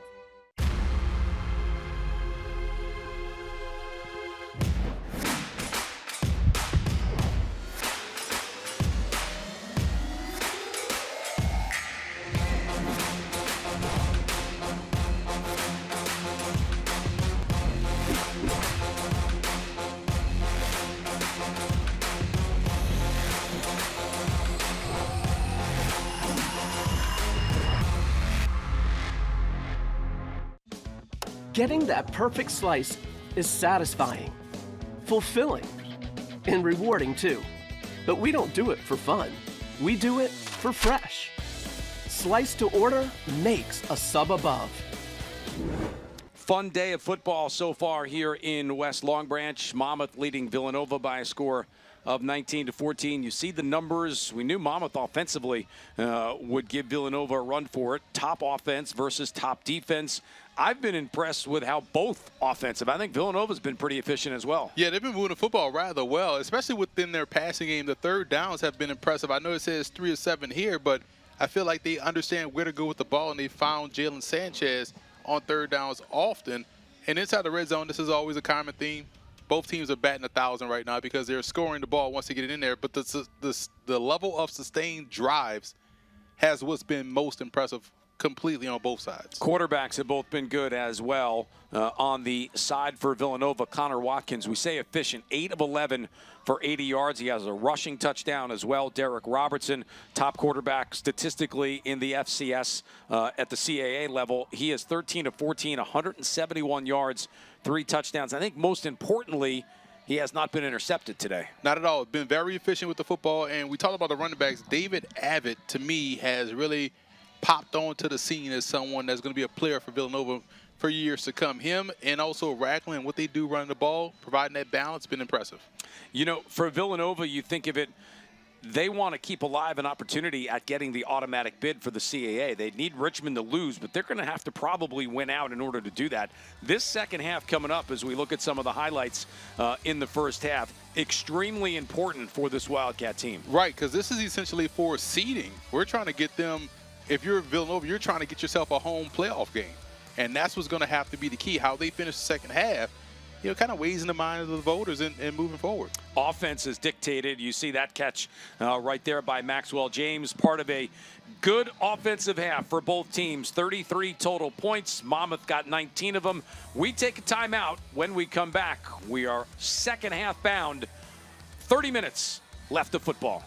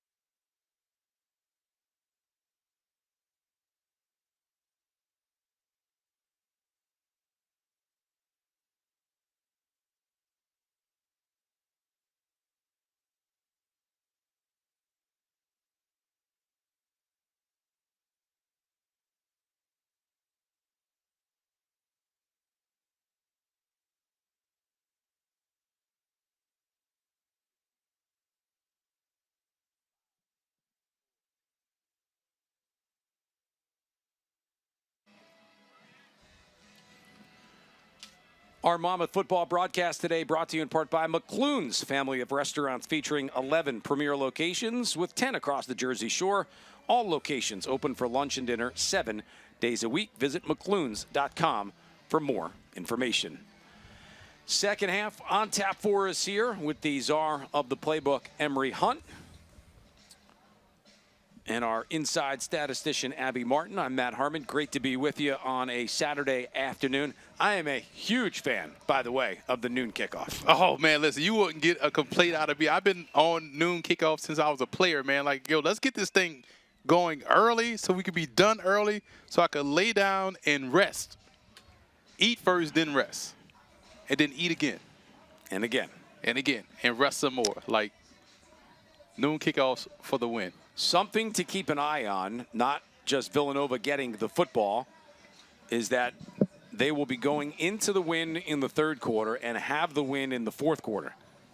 You would think at some point what has been a gusty, breezy day and not letting up at all would have some factor in this football game. Everything in the world needs to be made out of that nest that sit atop the scoreboard. Make everything out of the nest. Squib kick by Monmouth, fielded by one of the second-level guys for Villanova, out over the 35. Julian Lance, backup running back out of Scarsdale. I am never going to let that die, guys. Like, that nest is so strong. It has been through, like, national disasters, natural disasters, national ones too, but it's still sitting up there strong, sturdy. Need some birds in there is what we need. Nah, you got them on the field right here. Got hawks on the field. Should have one of those trained hawks that just sit up sit there. Up there, right? Make it part of the stadium. Watkins on a 1st and 10. First play from scrimmage in the second half. RPO, and this is going to be pass interference on Deuce Lee. Felt like Deuce Lee panicked in that situation. He didn't have to really make contact. There was enough time for him. Defense, number 8, 15-yard penalty, 1st down. There was enough time there for him to make a play on the ball without having to go through the receiver. A great job by Connor Watkins to see the one-on-one matchup because he was sort of late in deciding whether or not to pull the football or throw it. He saw one-on-one with a lot of space for his receiver to run after the catch. So he made the throw, but I felt like Deuce Lee panicked a little bit and kind of caused the pass interference. Chris Colby was the intended target. With the 15 yards, Villanova quickly into Monmouth territory. Abbott starts left, comes back to the right. We'll get down to the Monmouth 42 for a gain of 6. Monmouth player lost their helmet in the middle, and it's the talented defensive tackle Isaiah Rogers who will have to come out for a play. Listen, this is someone we hadn't called a lot today, but he is one fantastic player. I think the growth he has made over the course of the season has been one of the more underrated stories of this Monmouth Hawk football team. He kind of got helped by the Villanova offensive lineman nudging his helmet off, and the ref still made him come off to the side for a play. 2nd and 3. Wildcats spread it out with 3 receivers. Low throw, incomplete. Make it now 3rd and short. That was the first errant pass we've seen from Watkins. He's been pretty sharp and accurate all throughout the day. That one was a little bit too low. Colby couldn't make the play.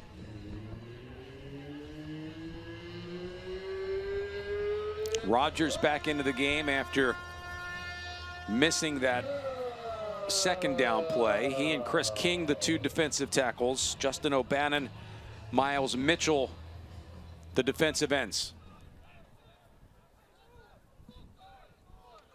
3rd and 3 for Nova.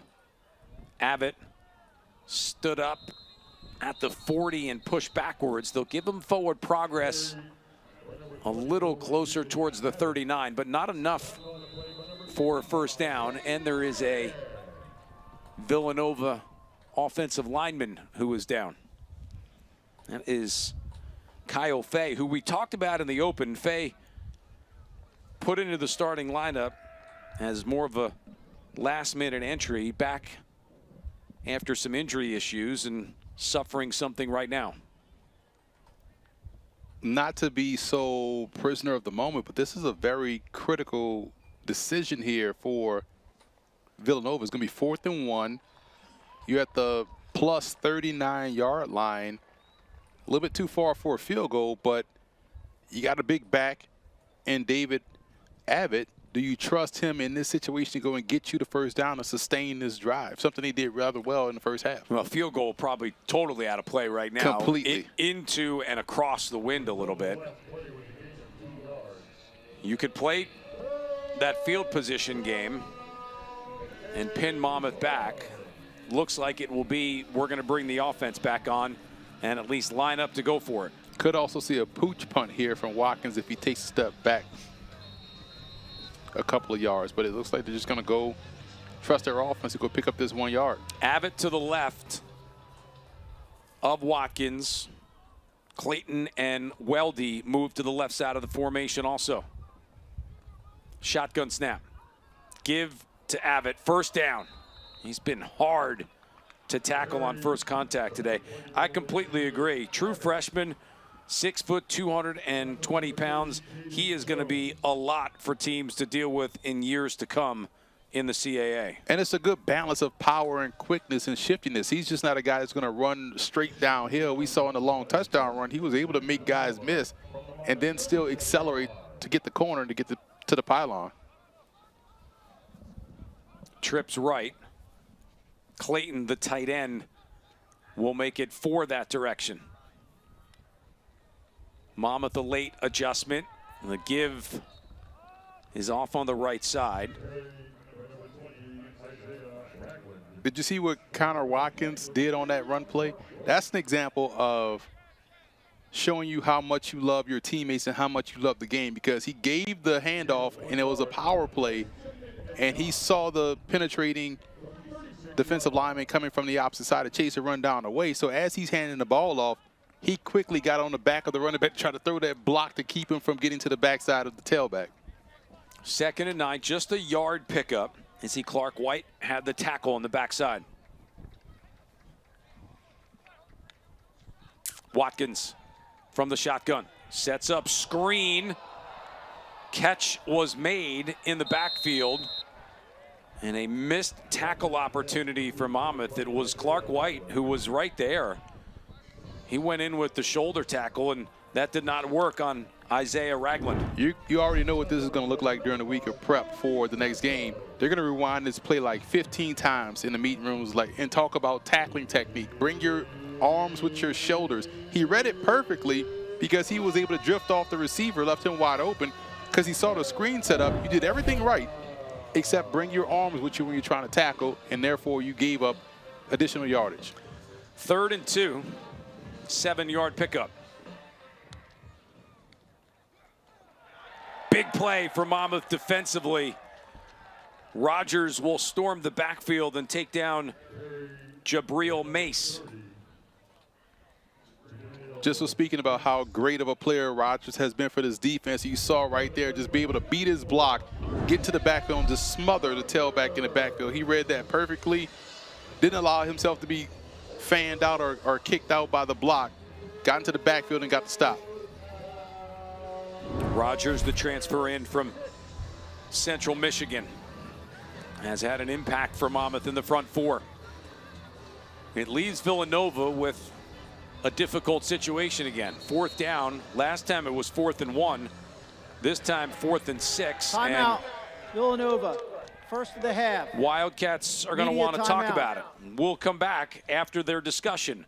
Monmouth 19, Villanova 14. Greatness never settles. That's why the Monmouth University Hawks drive World Subaru, the #1 Subaru retailer at all of Central and South Jersey. Visit World Subaru today, proud sponsor of the Monmouth University Hawks, or online at worldsubaru.com. Go Hawks!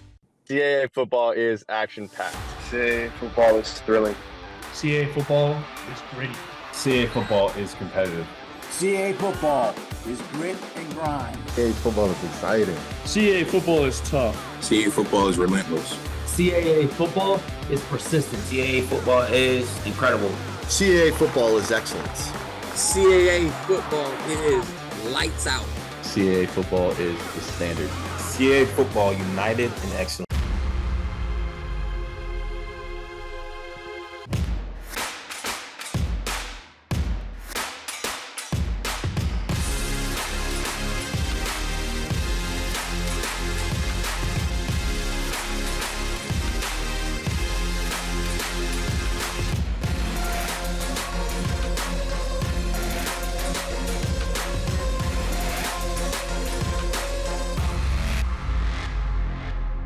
The right way to top a sub is with real red wine vinegar made from red grapes and no food coloring. And the right way to film it is in slow motion.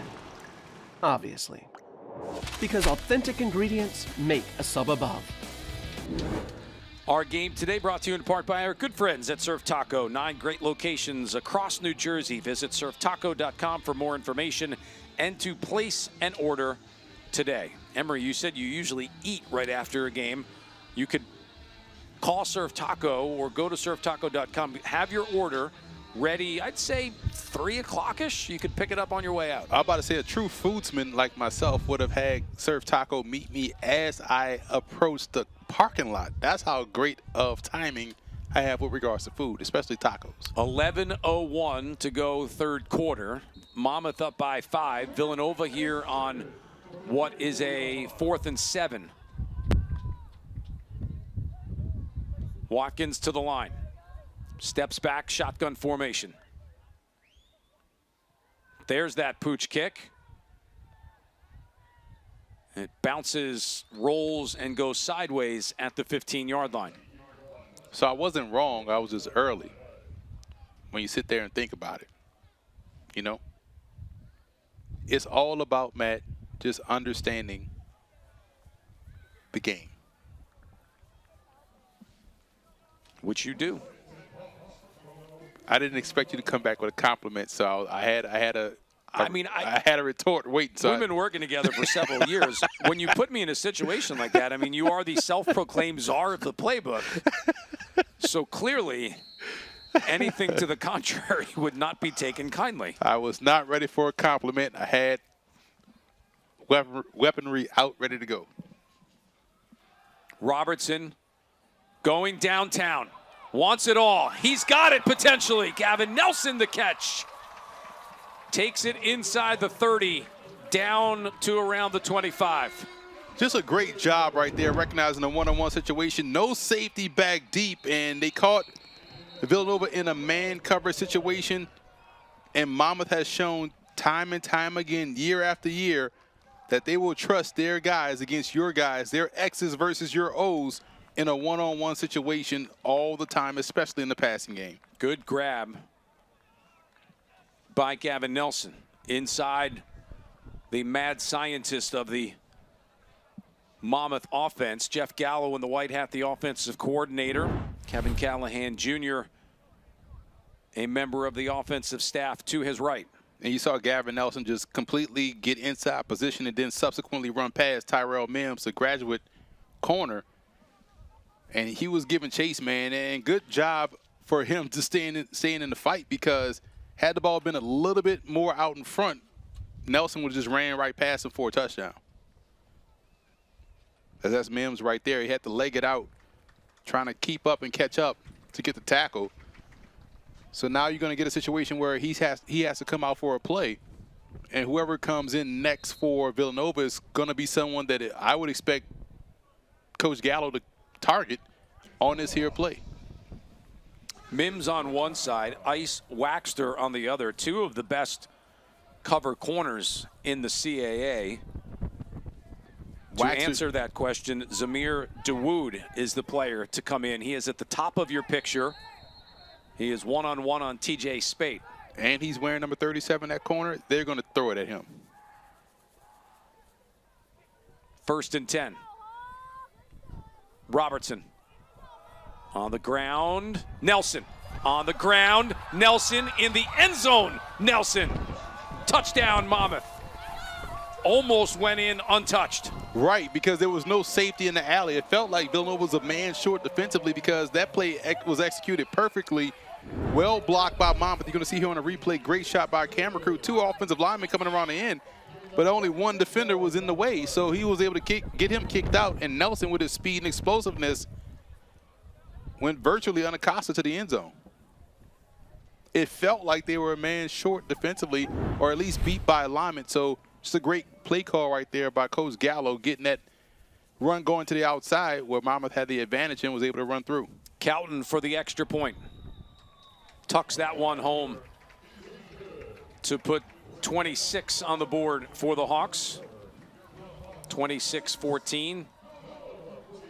2 plays, 85 yards. It was Gavin Nelson setting it up. It was Rodney Nelson taking it in. So when we're talking about number 1 offense versus number 1 defense, when you look at this scoring drive, all of this says number 1 offense in the FCS. 2 plays, 33 seconds. That's the example or the mark of a team that leads the FCS in offense, because it doesn't take much, it doesn't take volume for them to strike quick. And it just brings in the bigger question, if you're a Villanova or if you're a Villanova fan, like, they played solid in this game, but if you're projecting forward to the postseason, can they score enough to where they can overcome some of these type of battles that they're going to see in the postseason, where teams that, will have some good offenses that they'll face? Playoffs, a whole different animal when you get to that point of the season. Monmouth top 10 at the FCS level. That's overall. They're the number 1 offense in the CAA. top 10 scoring offense, number 8 in the country at the FCS level with their 37.3 points per game. They're on target for about that today. Rhea will kick it off.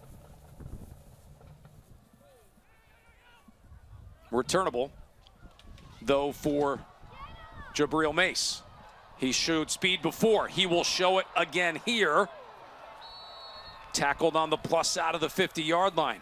Mace has had an impact in the return game. Yeah, Mace has had an impact, but you also have to give credit to where they are blocking this thing on the corner. They're setting up their blockers perfectly. Watch how you see Monmouth get effectively kicked out here by a bunch of white jerseys. No holding, just great blocking and execution for Villanova. Allows them to pop these kickoffs that we've seen so far today.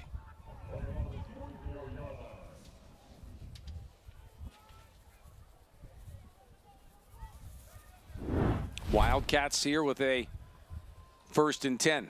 Getting a sense it's which defense today can make an extra play. Up into the middle, gain of 2.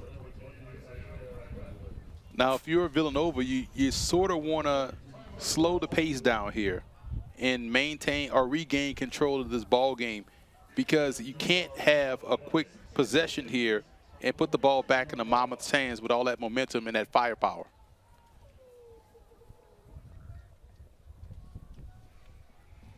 Second and 8 with 9:40 remaining. Watkins to the sideline. Catch made by Jalen Sanchez. It's going to be a flag on Sanchez. He kind of, I'm surprised they didn't call him for the false start. He tried to make it look like motion and then still started early, so it's going to be a legal motion. It wasn't really set.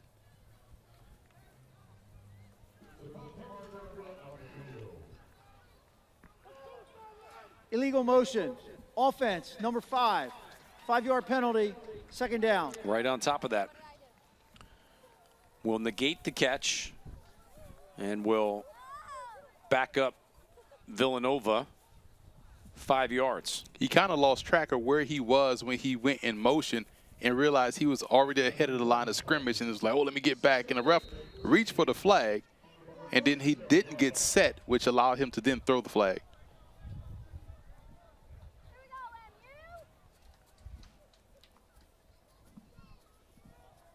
Second down, 13. Inside run, not much to work with.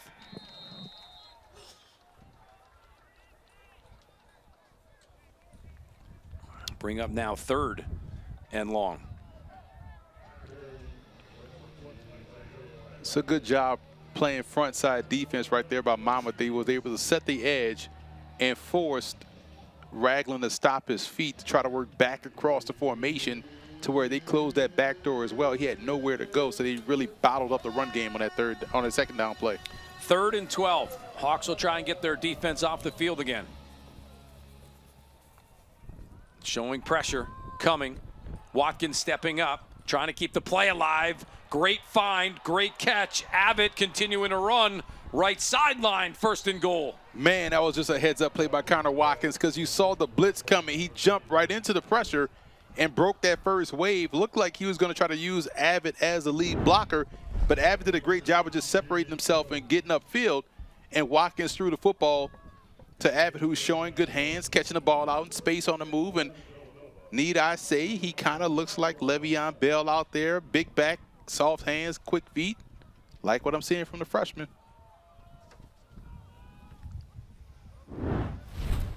Make it 1st and goal from inside the 9.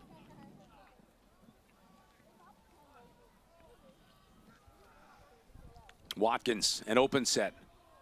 Abbott on the ground, back to the line, nothing more than that. Gonna bring up 2nd down. Can't overstate how big of a conversion that was on 3rd down for this Villanova offense, because they were on a cusp of letting this game slip away. I know it's a lot of football game left, but you didn't want to lose that possession to Monmouth in that situation. So great job by your graduate quarterback, Connor Watkins, making sure that didn't happen.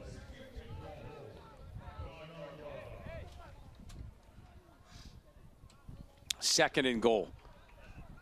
more than midway through as we come up on 7 remaining in the third.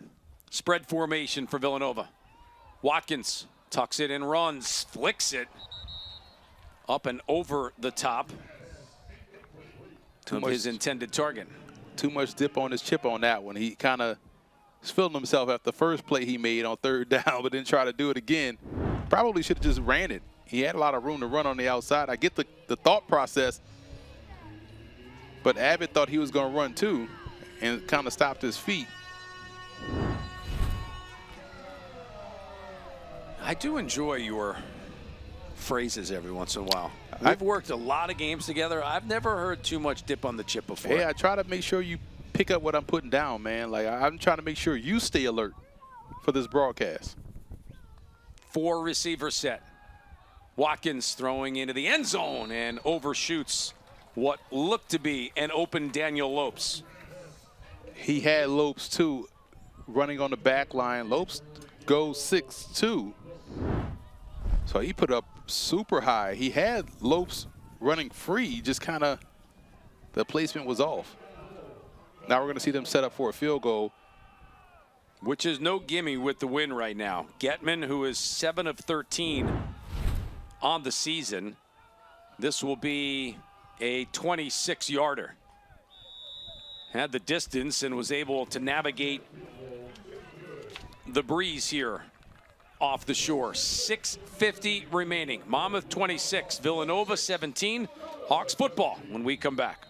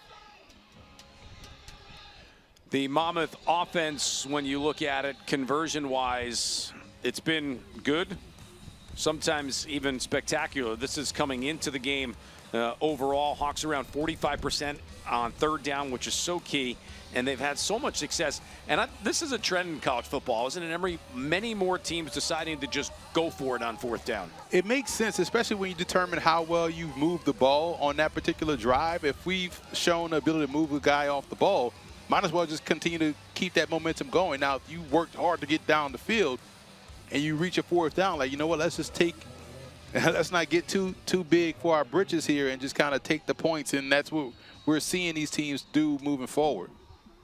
We'll show you the flip side of it with the Villanova defense coming back on. Squib kick picked up, though, by Spate, patiently waiting for things to set up. We'll take it over the 30-yard line. And on the flip side for Villanova, they're a little bit better than the Monmouth offensive averages. 32% key 3rd down, 44% on the 4th down. Again, it was our storyline coming in. Top offense in the CAA in Monmouth, top defense in the CAA in Villanova. right now, you can't say Villanova defensively has played bad, but you'd have to give the edge right now to the Monmouth offense in that department. Right, and then the underlying story is how well defensively Monmouth has played, which is something that we didn't talk about coming into this ball game because you just assumed that the defense would kind of have a ho-hum day dealing with this run game of Villanova. Makai Green, the carry to start the drive. Picks up close to 8 out to the 41-yard line. And a big reason why Villanova is so successful on third down is because they usually win on first down, which they haven't done well today against Monmouth. Spate, the little flip pass inside, catches, breaks tackle, one more, looking for a seam. He's so dangerous in the open field. Villanova able to track him down and wrap him up at the 15-yard line. He almost showed too much patience there. Right, and this is the speed and acceleration we're seeing be the difference between Monmouth and Villanova right now. Monmouth has multiple playmakers that if you give them the football, they have the chance to go the distance, which is what we're seeing here from guys like TJ Spate, Makai Green on the first carry of this drive, and Spate almost went the distance here, weaving through that defense rather well.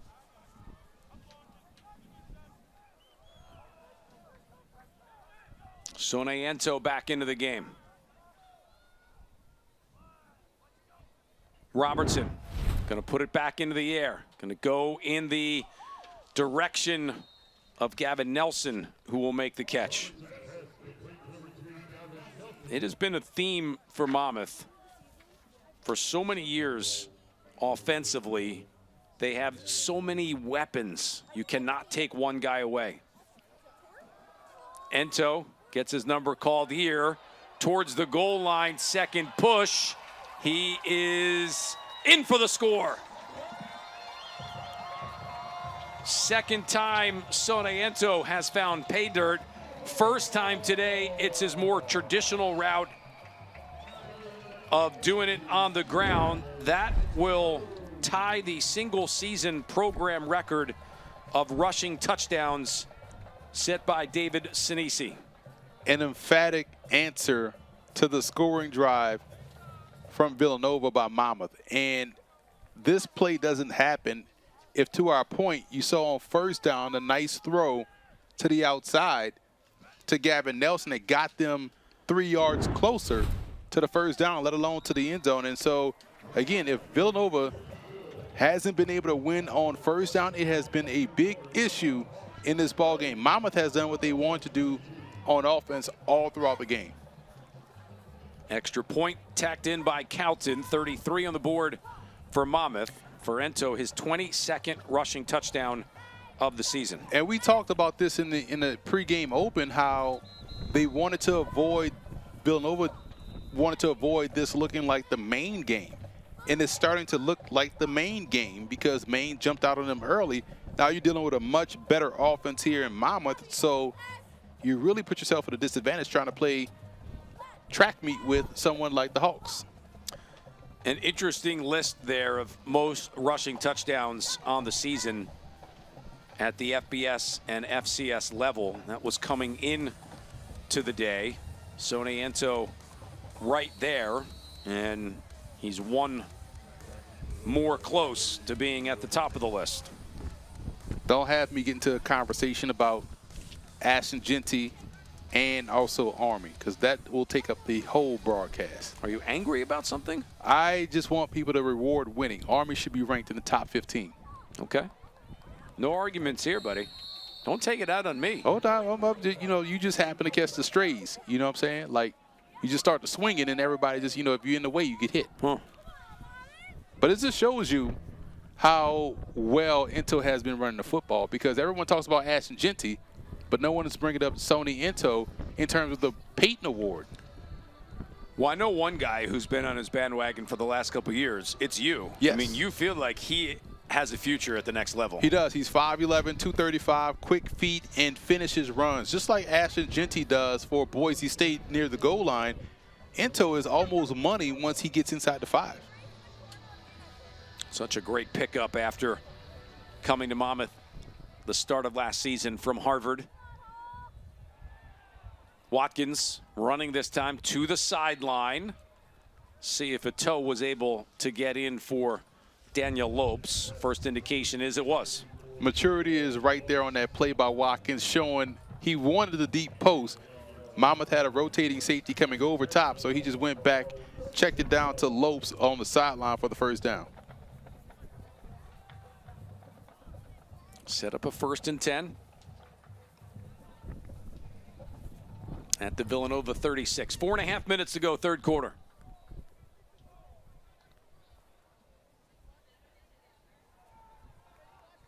Watkins will call his own number here, run into the middle of the line. You know, just zooming out a little bit here, talking about Villanova's offense. The score looks big, 33-17, but you're still only down 2 possessions. But now you start to talk about what we brought up earlier, the chasing points. Do you go for 2 now, or do you kind of continue to try to play this possessions game and hope you get a 3rd possession, try to take the lead?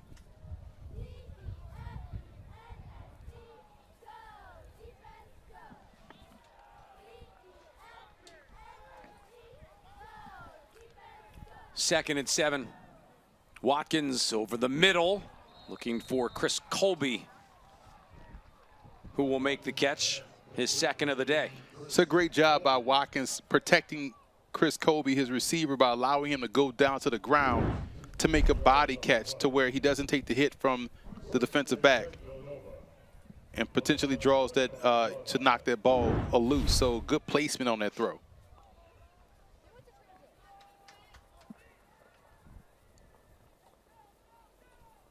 Split back sack out of the shotgun. Screen set up. Abbott catches it. Good job of Monmouth by recognizing it. Willie Love, talented linebacker.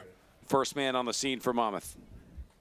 It's a great tackle right there by Willie Love, because at the end of the day, if he doesn't make that ankle tackle, Abbott is still running. We've seen him do a good job in the open field, showcasing his broken field capabilities. So just a big-time tackle right there, forcing him to continue to stay on the field and try to get these yards and bits and pieces. On 2nd and 8. Watkins pumps right, throws right. Cannot connect with Kopecky. Personal foul, roughing the passer. Defense, number 95. 15-yard penalty, automatic, first down. Justin O'Bannon with the late hit. It's a big penalty right there, because you had them, would have been 3rd and about 8. He tried the whole shot, and I understood the decision, but just the throw wasn't quite as accurate, but he tried to just to fit it in there to protect the receiver once again, and was bailed out by the penalty. New set of downs, new life for Villanova offensively. Run game has been hard to get on track consistently today for either team. Good job by the front 7 of Monmouth, the front 6 overall for Villanova. What's happening up front is Monmouth is using its quickness to combat the power of Villanova. So they're beating Villanova to the spot and forcing those backs to stop their feet in the backfield, which then allows that speed to converge and get them on the ground. Ragland on the last carry. He stays in here on what is 2nd and 10. Watkins this time had to make an early decision to come forward. Gain of a yard sets up 3rd down. It's always an interesting tug of war between power and speed, and you're seeing both teams utilize it rather well. Monmouth is winning the battle up front because they're able to quickly win off the snap and beat the blocks, and causing all sorts of disruption at the line of scrimmage for Villanova. David Abbott back into the game to the right here of Watkins. From the gun. Moving to his right. Here comes some extra pressure. Sideline throw. It will be ruled as a catch. A great job of working the sideline from Devin Smith. That's a heck of a job by Devin Smith, showing awareness to keep his feet firmly planted on the ground, just allow his body to dive back forward to make the catch. There's Mark Ferrante, the Villanova head coach. His 8th year as the head man after decades as an assistant. Just great ball and spatial awareness right there by the receiver. 1st and 10 from the 11. Abbott, head down to the 6. Makes it 2nd and 5. Great answer on this drive here for Villanova as we take it on the other side. It's a long walk to the opposite end of the field. Wildcats going to be okay, having that be the last play of the 3rd quarter. This is the end of the 3rd quarter. Which means we've got 15 minutes left of football here on Monmouth's final home game of the season. We're back after this.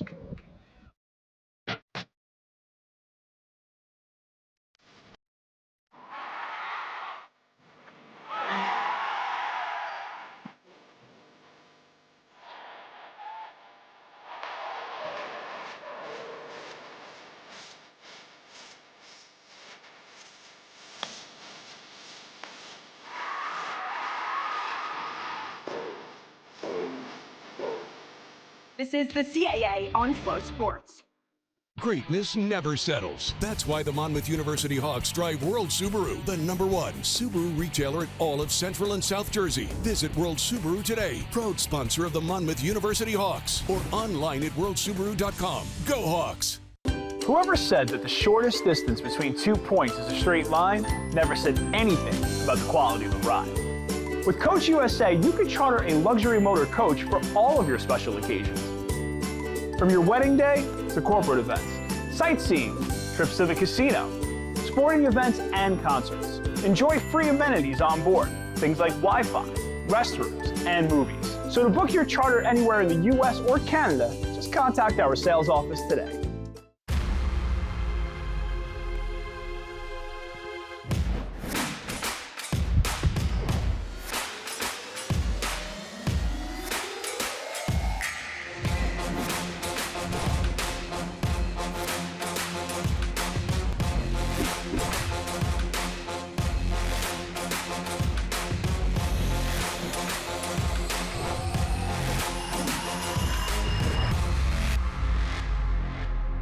The right way to top a sub is with real red wine vinegar made from red grapes and no food coloring. And the right way to film it is in slow motion. Obviously. Because authentic ingredients make a sub above. 33-17 heading into the 4th quarter.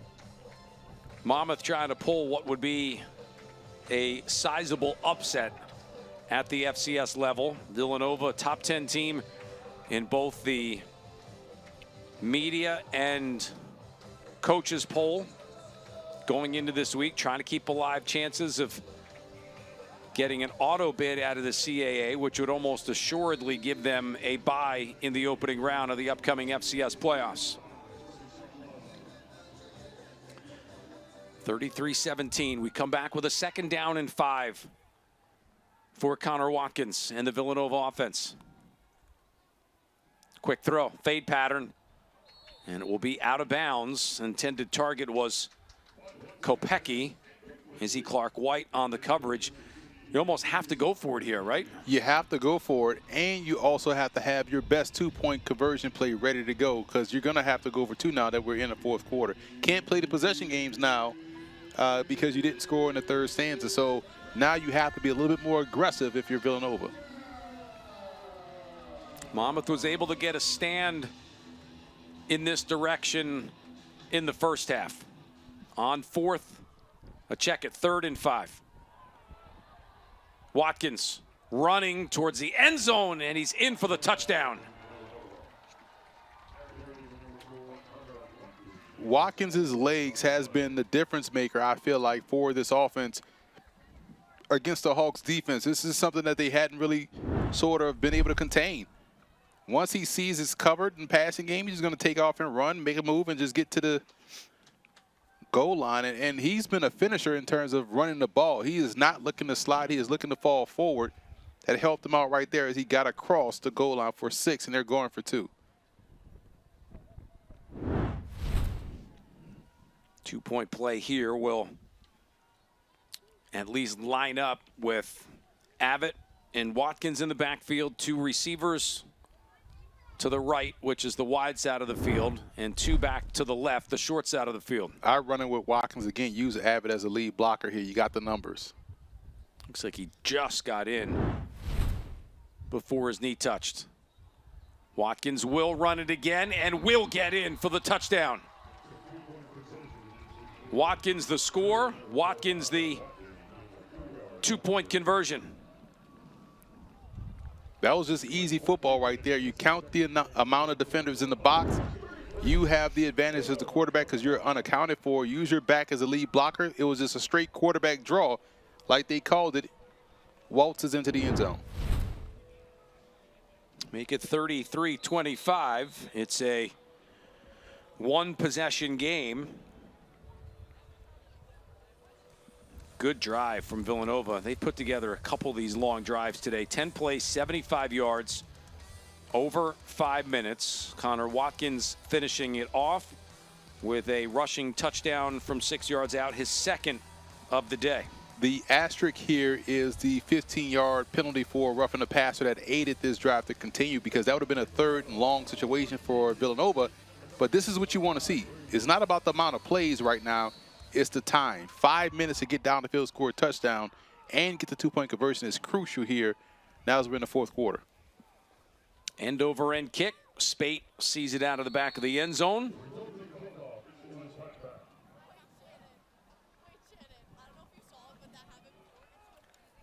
So now the onus is on Monmouth to not only score, but try to shrink this game even more so to make it tougher for Villanova. Villanova wants to run their balanced offense. They don't want to get out there and try to throw the football more than they want to. That's not their game. So if you're Monmouth, it'll be fascinating to see how they call this drive here. Combination of working the field and also working the clock. Robertson back on. He'll start with Makai Green in the backfield. Reverse setup. Villanova read it, but Derry able to run away from it. At least the initial stop. And get something out of nothing. Initial pressure from Turner Inge, the linebacker. It's a great job by Josh Derry, just beating the defender in the backfield. Would have been a huge TFL and able to turn that into a 2 or 3 yard gain for the Hawks. 2nd and 7 for Robertson. Monmouth will work into the wind in this 4th quarter. In the flat, Green catches it. He's a dangerous open field guy. Cannot get to the yard marker, but it looks like there's going to be 15 yards tacked on to the end of that. I don't know how that's a penalty. It's not the defender's fault that Makai Green is 150 pounds soaking wet.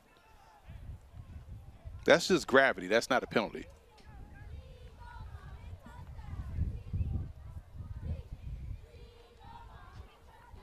Officials are talking about After it. play, personal foul, unnecessary roughness, defense, 15-yard penalty, automatic 1st down. Emery would agree with you before we take a look at the replay. I would have thought the same thing. It's a Ty Trin. Okay, right there. I guess because it was in the white. It started in bounds, but it kind of... Well, it's the whip around here at the end. So let's say out of bounds and then that. Tomato, tomato.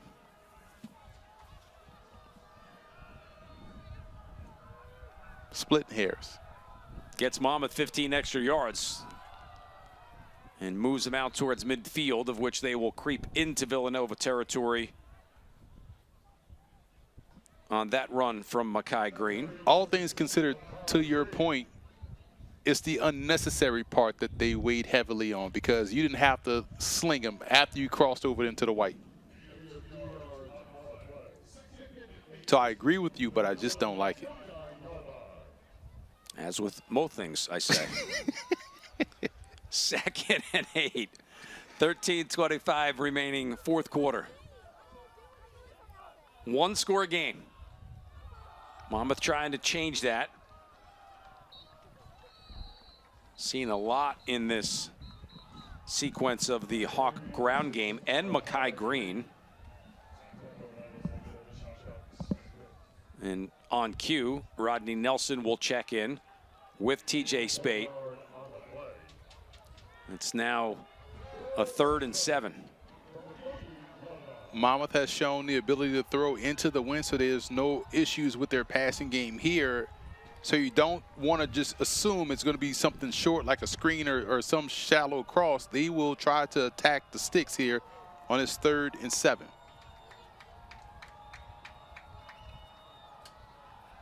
Robertson from the shotgun, hanging in the pocket, looking over the middle. Looks like the catch was made cleanly by Spate, but is going to be clearly shy of the first down. Only got to the 45-yard line, needed to get to the 41. Man, talk about a contested catch. He was being ridden by the defender. He had him lockstep and was attached to the receiver. He didn't break stride. So gonna see right here on the replay coming right into your screen. He was all over the receiver, but good job by Spate to hold on to it. Monmouth lining up to go for it here on 4th and 4. This would keep the offense on, continue to kill the clock. To the sideline, Spate the catch, and will step out of bounds.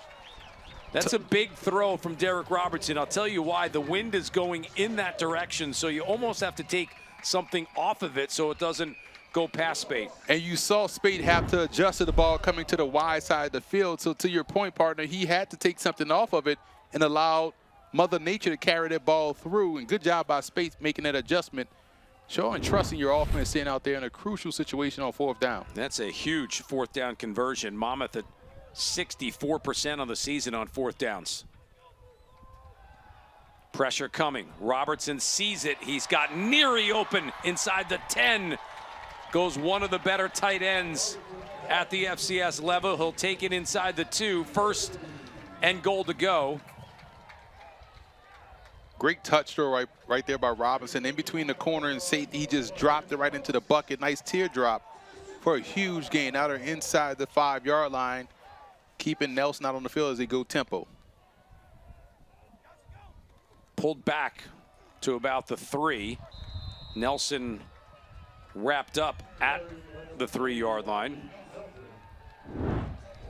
Watch this throw here by Robinson, putting just enough arc underneath it so where his tight end Jack Neary could run without breaking stride to haul in that reception. Now you saw Sonny Ento trot it to the ball game, and everyone in the stadium knows what's about to happen. He's about to get the football here and see how well he can work himself down. It's a wildcat situation as you saw Robinson sprint out to the far right side of the field. Which touchdown for Ento would be a record setter if he can get it.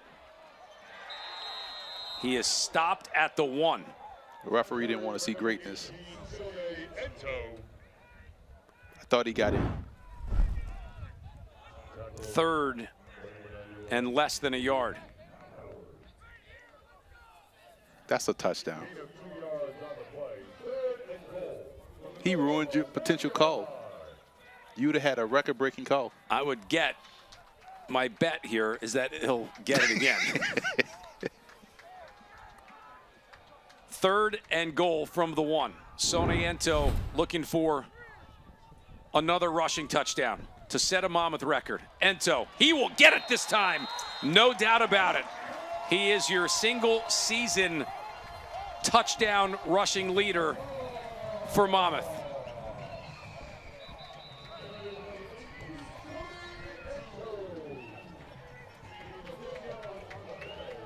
A flag came in late. I think it's going to be obviously after the touchdown will be counted and scored. The 23rd rushing touchdown of the season for Sonny Ento. After the play, personal foul, hands to the face, defense. A 15-yard penalty will be assessed on the kickoff. Touchdown is good.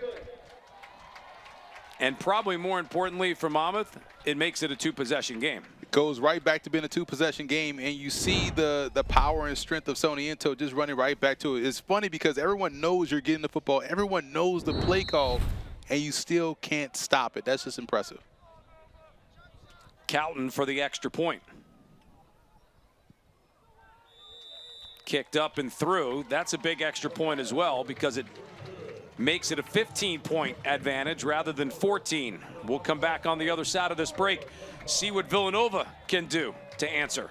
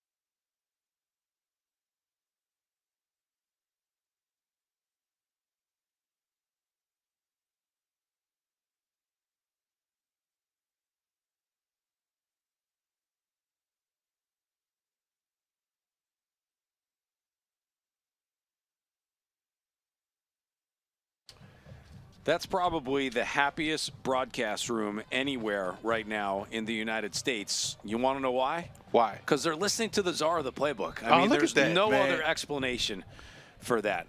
They're all laughing because they know in reality that's a really good joke that was just told. I'm pretty sure that's AI because they've been sitting in the same spots every time I've been doing these broadcasts. Like, that's not real people.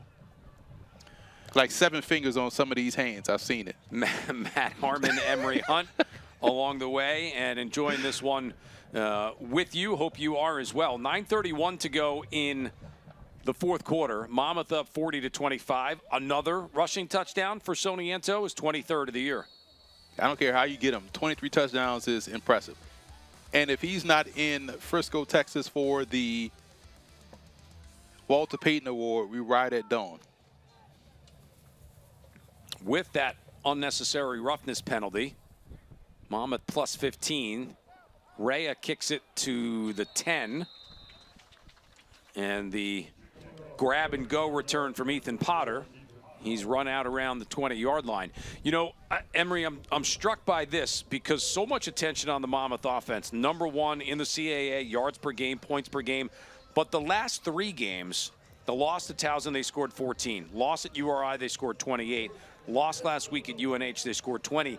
This was a week that I'm sure the offense was maybe getting a little tired of. Where has the offense gone? Right, because we've seen an offense that has looked like the offense we saw earlier in the year when they were averaging 35, 40 points a game. 1st and 10, dump down over the middle. Catch made by Chris Colby, who's got his 3rd today. And it's interesting because watching this offense, you're not surprised at what they've done today because this is what you kind of expected Monmouth's offense to look like against anybody. 1st and 10 at the Nova 33. Far side throw will be caught, but Lopes had to go to the ground to grab it. Short gain of about 4.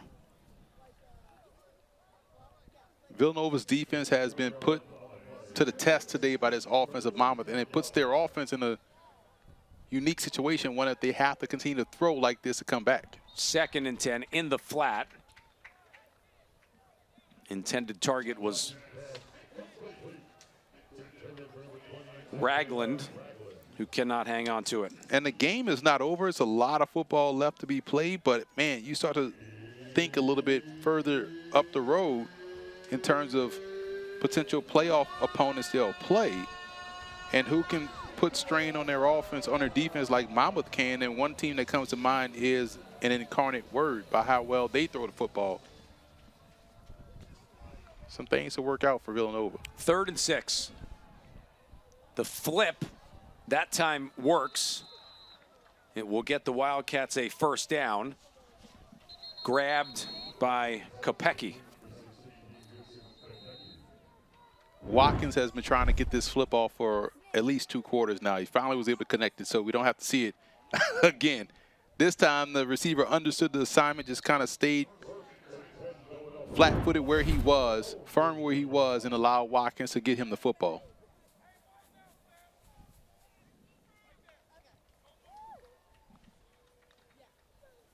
Coming up on 8 remaining. Watkins to the sideline. Kopecky, another catch. That might have been the best throw of the day for Watkins because of the blitz that was coming.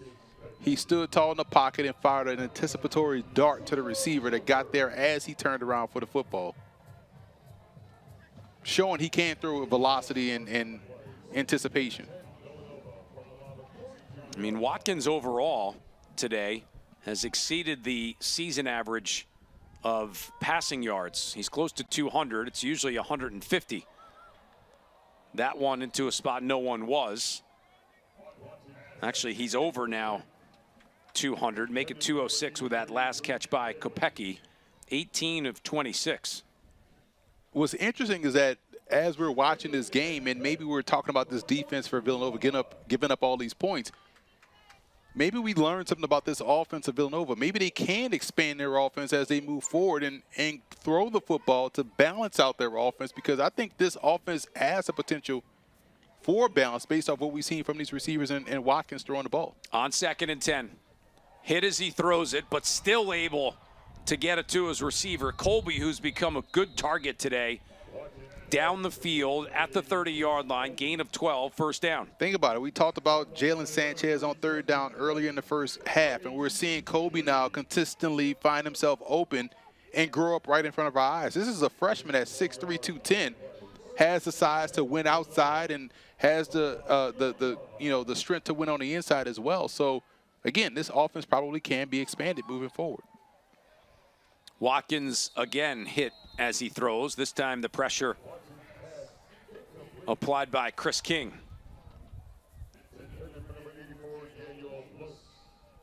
So this is going to be a fascinating team to follow, because if they can bring this type of offensive balance with their passing game and how they can run the football to go along with a defense that will obviously be improved, this is probably one of the more anomalies that we'll see on their schedule in terms of the yards and the amount of big plays they've given up. So maybe Villanova can consistently get better and be a different team heading into the postseason.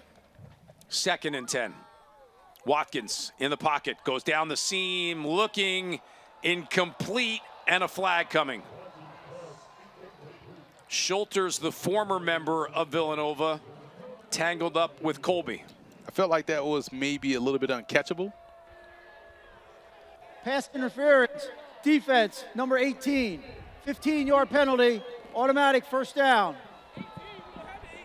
As you had 3 guys going for the football, the receiver and 2 defenders, and the ball seemed as though it was up for grabs and kind of went left of all 3 guys.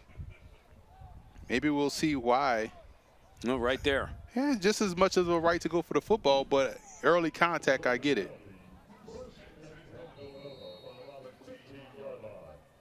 Yeah, I can see where he got there a little bit early. Keeps Villanova in business. Watkins again down the seam. This time will overthrow Luke Daly. More so than the defense that they're facing, the time is starting to slowly work against Villanova. They have to really not continue to waste time getting into the end zone, because they haven't shown the ability to slow down Monmouth on offense yet. Quarterback draw for Watkins. Started forward, then changed direction. And as he did, he ran into the talented linebacker Demir McCrary, who will make the stop. Monmouth may not be big in terms of size in the front seven, but they make up for it by having a lot of quickness and athleticism. Guys that can go sideline to sideline. They can also take some of these chances of slicing through blocks and crossing the face of linemen to get in on tackles at or behind the line of scrimmage. Make it 3rd and 12. Watkins looks left, throws left. Up and through the hands of Lopes. Feel like he had to put that on Lopes, and that ball took a long time to get to him, which allowed the defender to get back into the play. There was no pressure there, so the ball came out a little bit funky out of Watkins' hands. I felt like he should have drilled that ball and would have given Lopes a chance to make a guy miss and perhaps score. Brings up a 4th and 12. Nova forced to go for it. This could decide whether this game really continues. It will. Big throw in the middle. Somehow Devin Smith wide open at the goal line. It's a great job right there by Connor Watkins, just staying strong in the pocket, staying patient, waiting for his receiver, Devin Smith, to clear, and got him the football. Nice touch throw over the middle. You can see right here just staring it down, but waiting for him to clear that defender. He did. Open passing window. Touchdown Villanova. That a huge play because it opens up the remainder of this ball game. Right, it keeps the game rolling, because if not, then you're talking about Monmouth perhaps taking the air out of the football in their upcoming drive, which they still might try to do. But this two-point conversion makes it all more important as well. Watkins, quarterback draw in one more time. That will cut it to 7.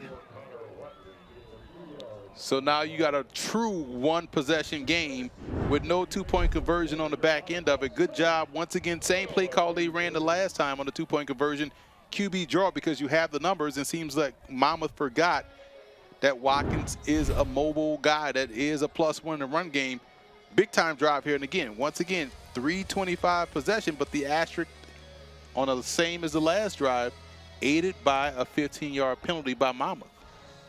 This one was a pass interference. The previous series was the unnecessary roughness to roughing the quarterback that kept their drive alive. But good job by Watkins staying strong in the pocket, patient, and hitting his receiver, Devin Smith, for a score, and then coming back and getting the two-point conversion. Now this is a big-time drive for Monmouth, because Villanova's only down 7, 6 minutes left.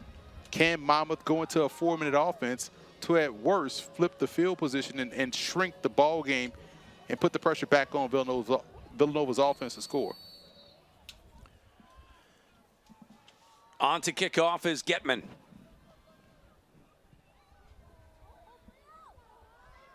Over the top of Mackay Green and out of the back of the end zone, and on will come the league's top offense.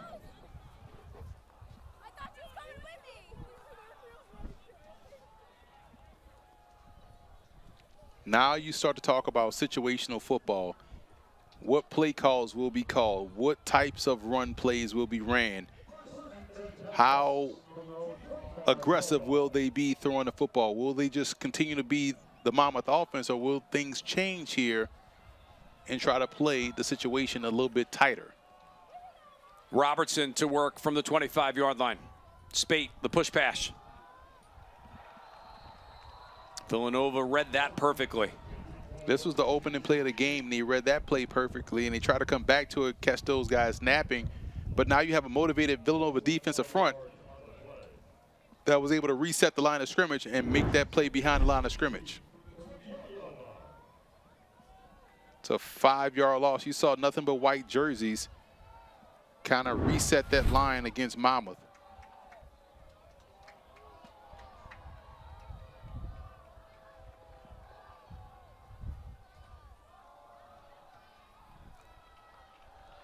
Second and long, and the give up the middle won't do much for Monmouth. Villanova is playing with a little bit more fight right now in terms of how they're getting off the football, how they're getting off blocks. Huge third down here for the Monmouth offense.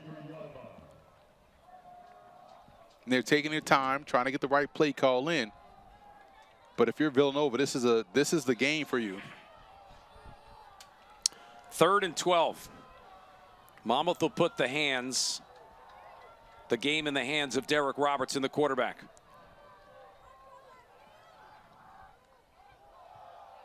Change that. There goes Rodney Nelson on point.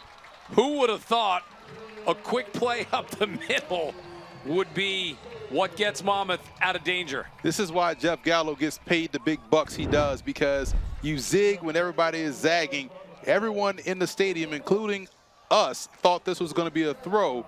They ran inside. They had a light box, so you had the advantage of getting your lineman to the 2nd level, and in some cases the 3rd level.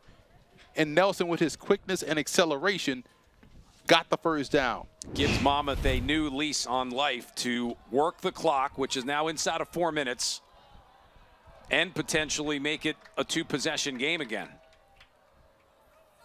Robertson will motion Spate. It's Rodney Nelson time here for the Hawks, down to the 44-yard line. Now, if you're Coach Ferrante, you start to think about, when do I call the timeout? Now it's 2nd and about 6. So if they get a stop here, you can expect them to quickly get that timeout call, because you still have the 2-minute timeout in your back pocket as well. But Monmouth is doing a great job of working this clock and forcing them to make that decision, and will probably get this playoff under 3 minutes. There's 15 on the play clock and 15 on the game clock, so the ball will get snapped, it should be, right at the 3-minute mark. Left hash. Nelson able to get forward for 1.5 yards. So 3rd and a little bit over 5. Monmouth will try to take this down to at least 220. And now, because you ran it on 3rd and 15, it puts the defense to say, hey, we got to now key in on a run. So you might get an advantageous matchup in the passing game. Or do you put the ball on the ground to force him to go to the 2-minute timeout? So there's a lot of factors here involved in what the play call is on this 3rd and a very important 5 yards. Sona Anto has come back into the game. 3rd and 5. Robertson will give it to Ento.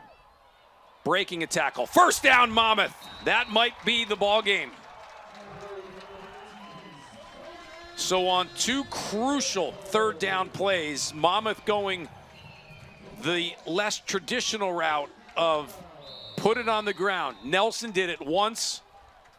Ento did it that time. This is the 2-minute timeout. It's about players, not plays.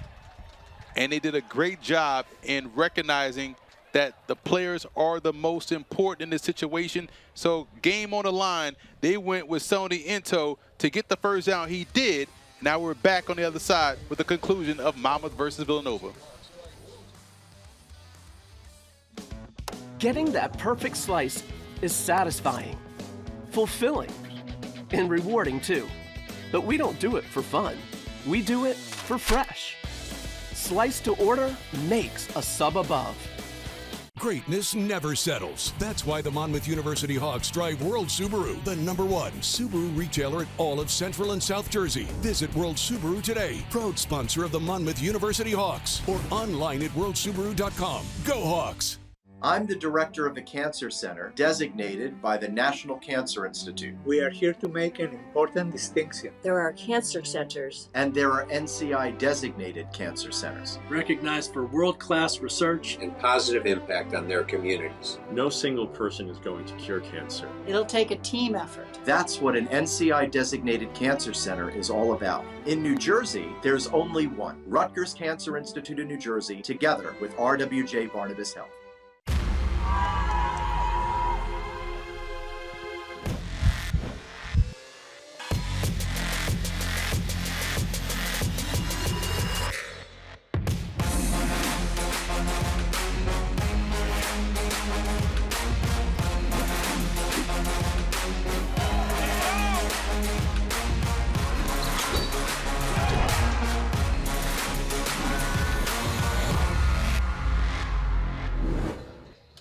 Exactly 2 minutes to go here. This is what's coming up for you on games down the line.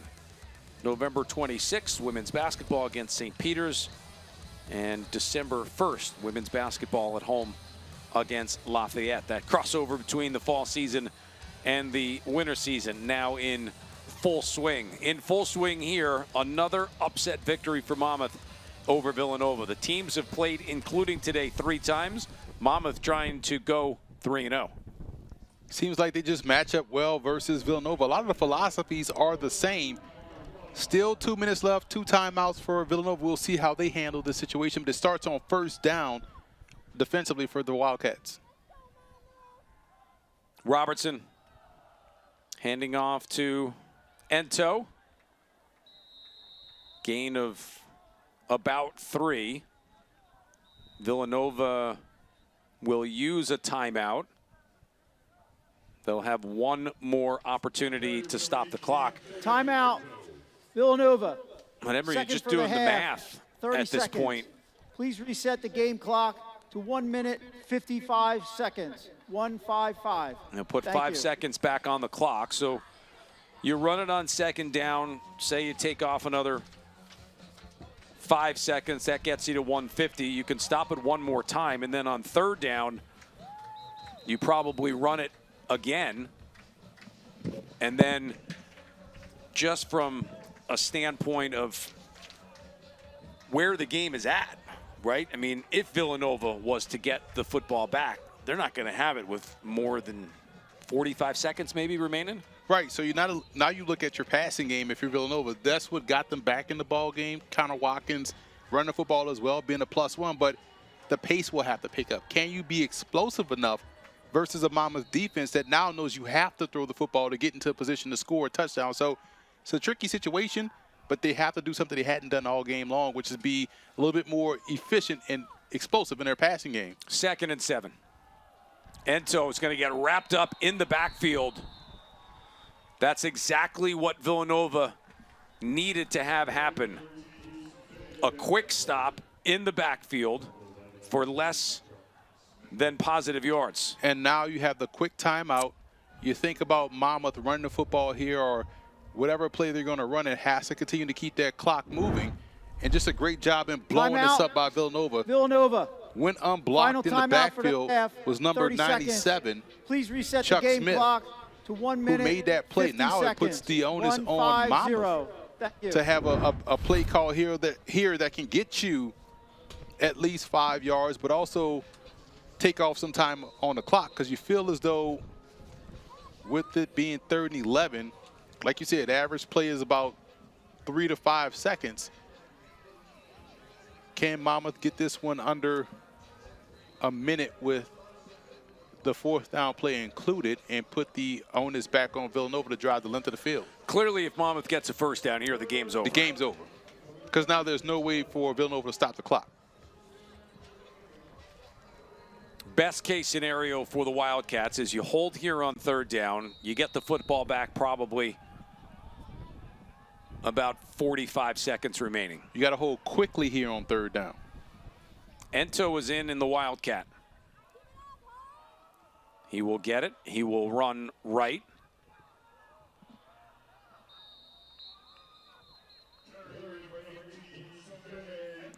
So that play took about 4 seconds. Because I don't think the clock moved on that play, to be honest with you. When the ball was snapped, the clock did not run. Please reset the game clock to 1 minute, 38 seconds. There you go. There you go. So now it goes to what we talked about, getting close to the 1 minute mark, because they're going to have to also reset the play clock to 40 seconds and not 25.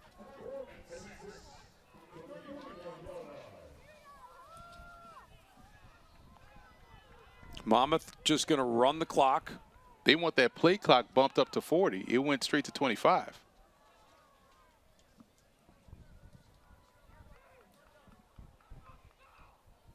I think Kevin Callahan looking for an exclamation to that. Timeout. Monmouth. First of the half. 30 seconds. He's going to come out and look for that exclamation. Explain it. Yeah, that it doesn't make sense, doesn't right? make sense because if you had to run the play clock, I'm sorry, the game clock, the play clock automatically should have reset to 40. Because that was the whole strategy. This game clock should be at least at 105.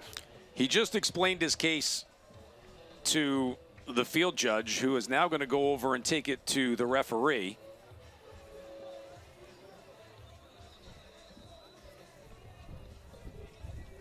It's 4th down and 6. And I'm not sure if the words that are coming back are satisfactory or not. They don't look like it. And you leave your offense on the field because you don't want to run the risk of getting the field goal blocked or missing the field and putting them in a situation. We may see another pooch punt here. Well, I think, don't you just me, don't you try and get the first down? Well, you do, but instead of pooch punt it? Now you're putting the team 69 yards away as opposed to potentially 80 yards away. We'll see what Robertson does here on 4th down. He's going to try and throw it. He's going to look for TJ Spate, who's got it! Just outside the goal line. That's going to seal it, barring a miracle for Monmouth. What a phenomenal throw and catch by TJ Spate and Derek Robertson. Robertson makes the dart throw. Spate makes the game-winning reception in a tightly contested pass. Robertson went for the gusto. Spate paid it forward, beat the tight coverage, hand in his face, and hauls in the game winner over strong safety Ty Trent. Just a phenomenal job of going up and getting it. I would even say it was a touchdown. And quite honestly, another great play call. Exactly. Aggressive, right in the right situation, being aggressive. Fantastic game for Jeff Gallo, the offensive coordinator. Monmouth will go victory formation. Robertson will take a knee. Hawks will not have to snap it again. They beat FBS Florida International earlier in the year. Did Monmouth 45-42. This game might be as big as that one just because you want to have some momentum going into the offseason. Especially considering this is a top 5 FCS opponent in the country. You beat a top 5 team, so this is another one of these big-time upsets. So if you're Monmouth, you've done a lot this year to be proud of. Yes, the record is still 5-6, but man, at the end of the day, you got to be proud of what you were able to do out here on the field against Villanova. Hawks will win this one 40-33. They will finish their season up next week at Stony Brook. Today, the final home game of the year for the Hawks. 502 yards of total offense for Monmouth. A Villanova offense that exceeded expectations today from a standpoint of what they normally do. But Emory, quite honestly, maybe the most impressive unit of the day, the Monmouth defense at times. I was getting ready to say, Coach Lewis Walker has done a fantastic job in preparing this team for this football game that we saw against Villanova. The defense, to me, was the biggest story because they were able to get off the field. They got stops consistently enough to where they were able to get the offense the ball to build a big lead.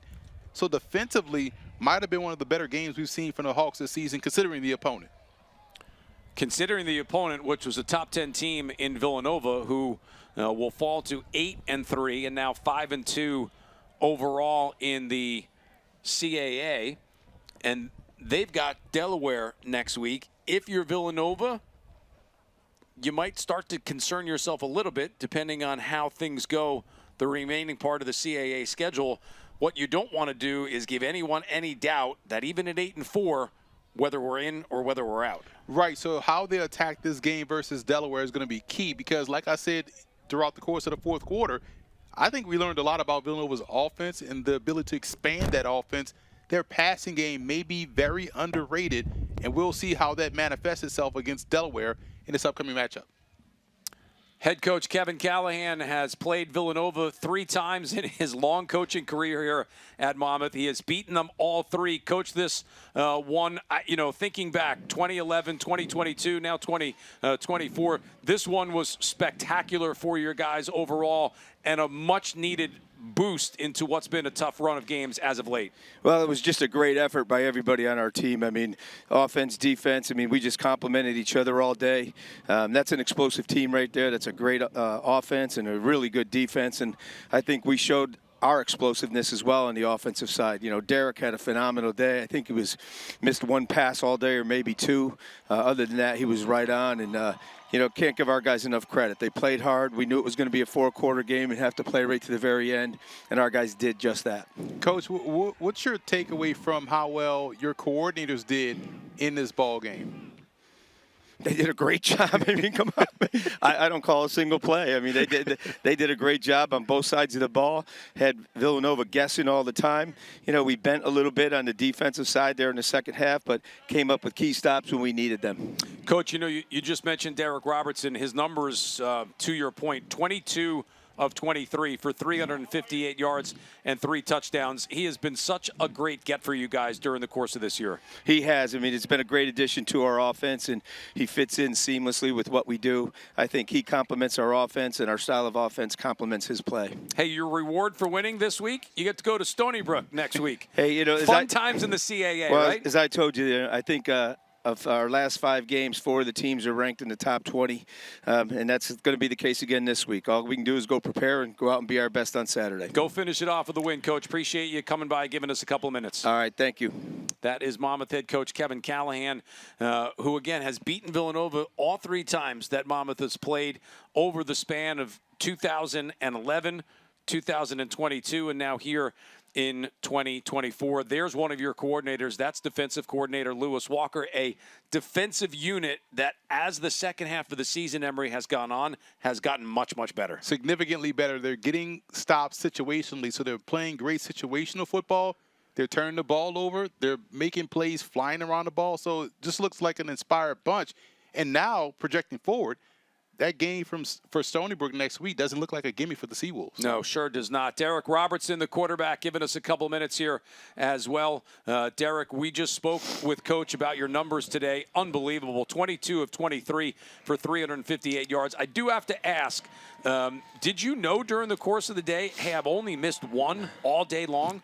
No, definitely not. It's kind of, you just got to keep playing no matter what happens. You don't really think about that. You kind of just got to keep going and just do whatever you can to put points on the board. What goes into the mindset of being aggressive offensively? Because a lot of players across the country would have been afraid to make that throw on that down in that situation. Yeah, that just comes back to, executing in practice. We practice those 4th down situations every single day in practice, every single week. And I knew my guy, TJ was going to go out there and make a play, whether it was anyone. I got so much trust in every single one of those guys, and he made one unbelievable play. Just a fantastic job throwing the football, and I thought your timing and anticipation was always on point.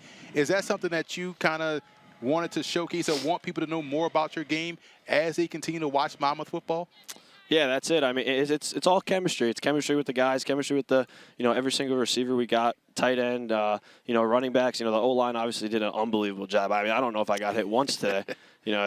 Days like that are unbelievable, but anytime we throw on time, it's hard to beat, and that comes with chemistry, and it's really credit to all the rest of the guys in the locker room. Those guys work unbelievably hard, and it's just awesome. Derek, I think when a quarterback in a post-game interview says, I wasn't touched all day, it means that dinner is on the quarterback later on. So you might have to dig into the wallet for saying that on our broadcast. Appreciate you coming by, giving us a couple of minutes. Fantastic performance today and a great win. Good luck next week at Stony Brook. Thank you. Appreciate it. Derek Robertson, the quarterback, another big day. In a year where Monmouth will finish either 6-6 or 5-7, depending on how the Hawks do, take that number out. He's an all-league quarterback. Absolutely. He might even be All-American if we're being completely honest about it, because he has the numbers. He's shown the ability in the big game situations, has the FBS win, has a win versus a top 5 FCS team. So, yes, he is, in my book, an FCS All-American, definitely first team All-Conference. Yeah, so much fun to watch this Monmouth offense when they are clicking. Partner, another season in the books. Appreciate your work yet again. I try, man. You do better than I do. I just kind of compliment what you do well. And for our entire crew of the Monmouth Digital Network, our producer, director, Andrew Kurtz, Abby Martin today was our statistician. For my partner, the czar of the playbook, Emery Hunt, I'm Matt Harmon. We say so long from West Long Branch. Your final score, Monmouth 40, Villanova 33. Flow Sports, your home for live and on-demand CAA sports coverage all season long. Visit flowsports.tv/CAA for more information. The end of the home season here for Monmouth. Hawks next week at Stony Brook, Villanova at Delaware. This has been a presentation of the Monmouth Digital Network. Have yourself a great college football Saturday.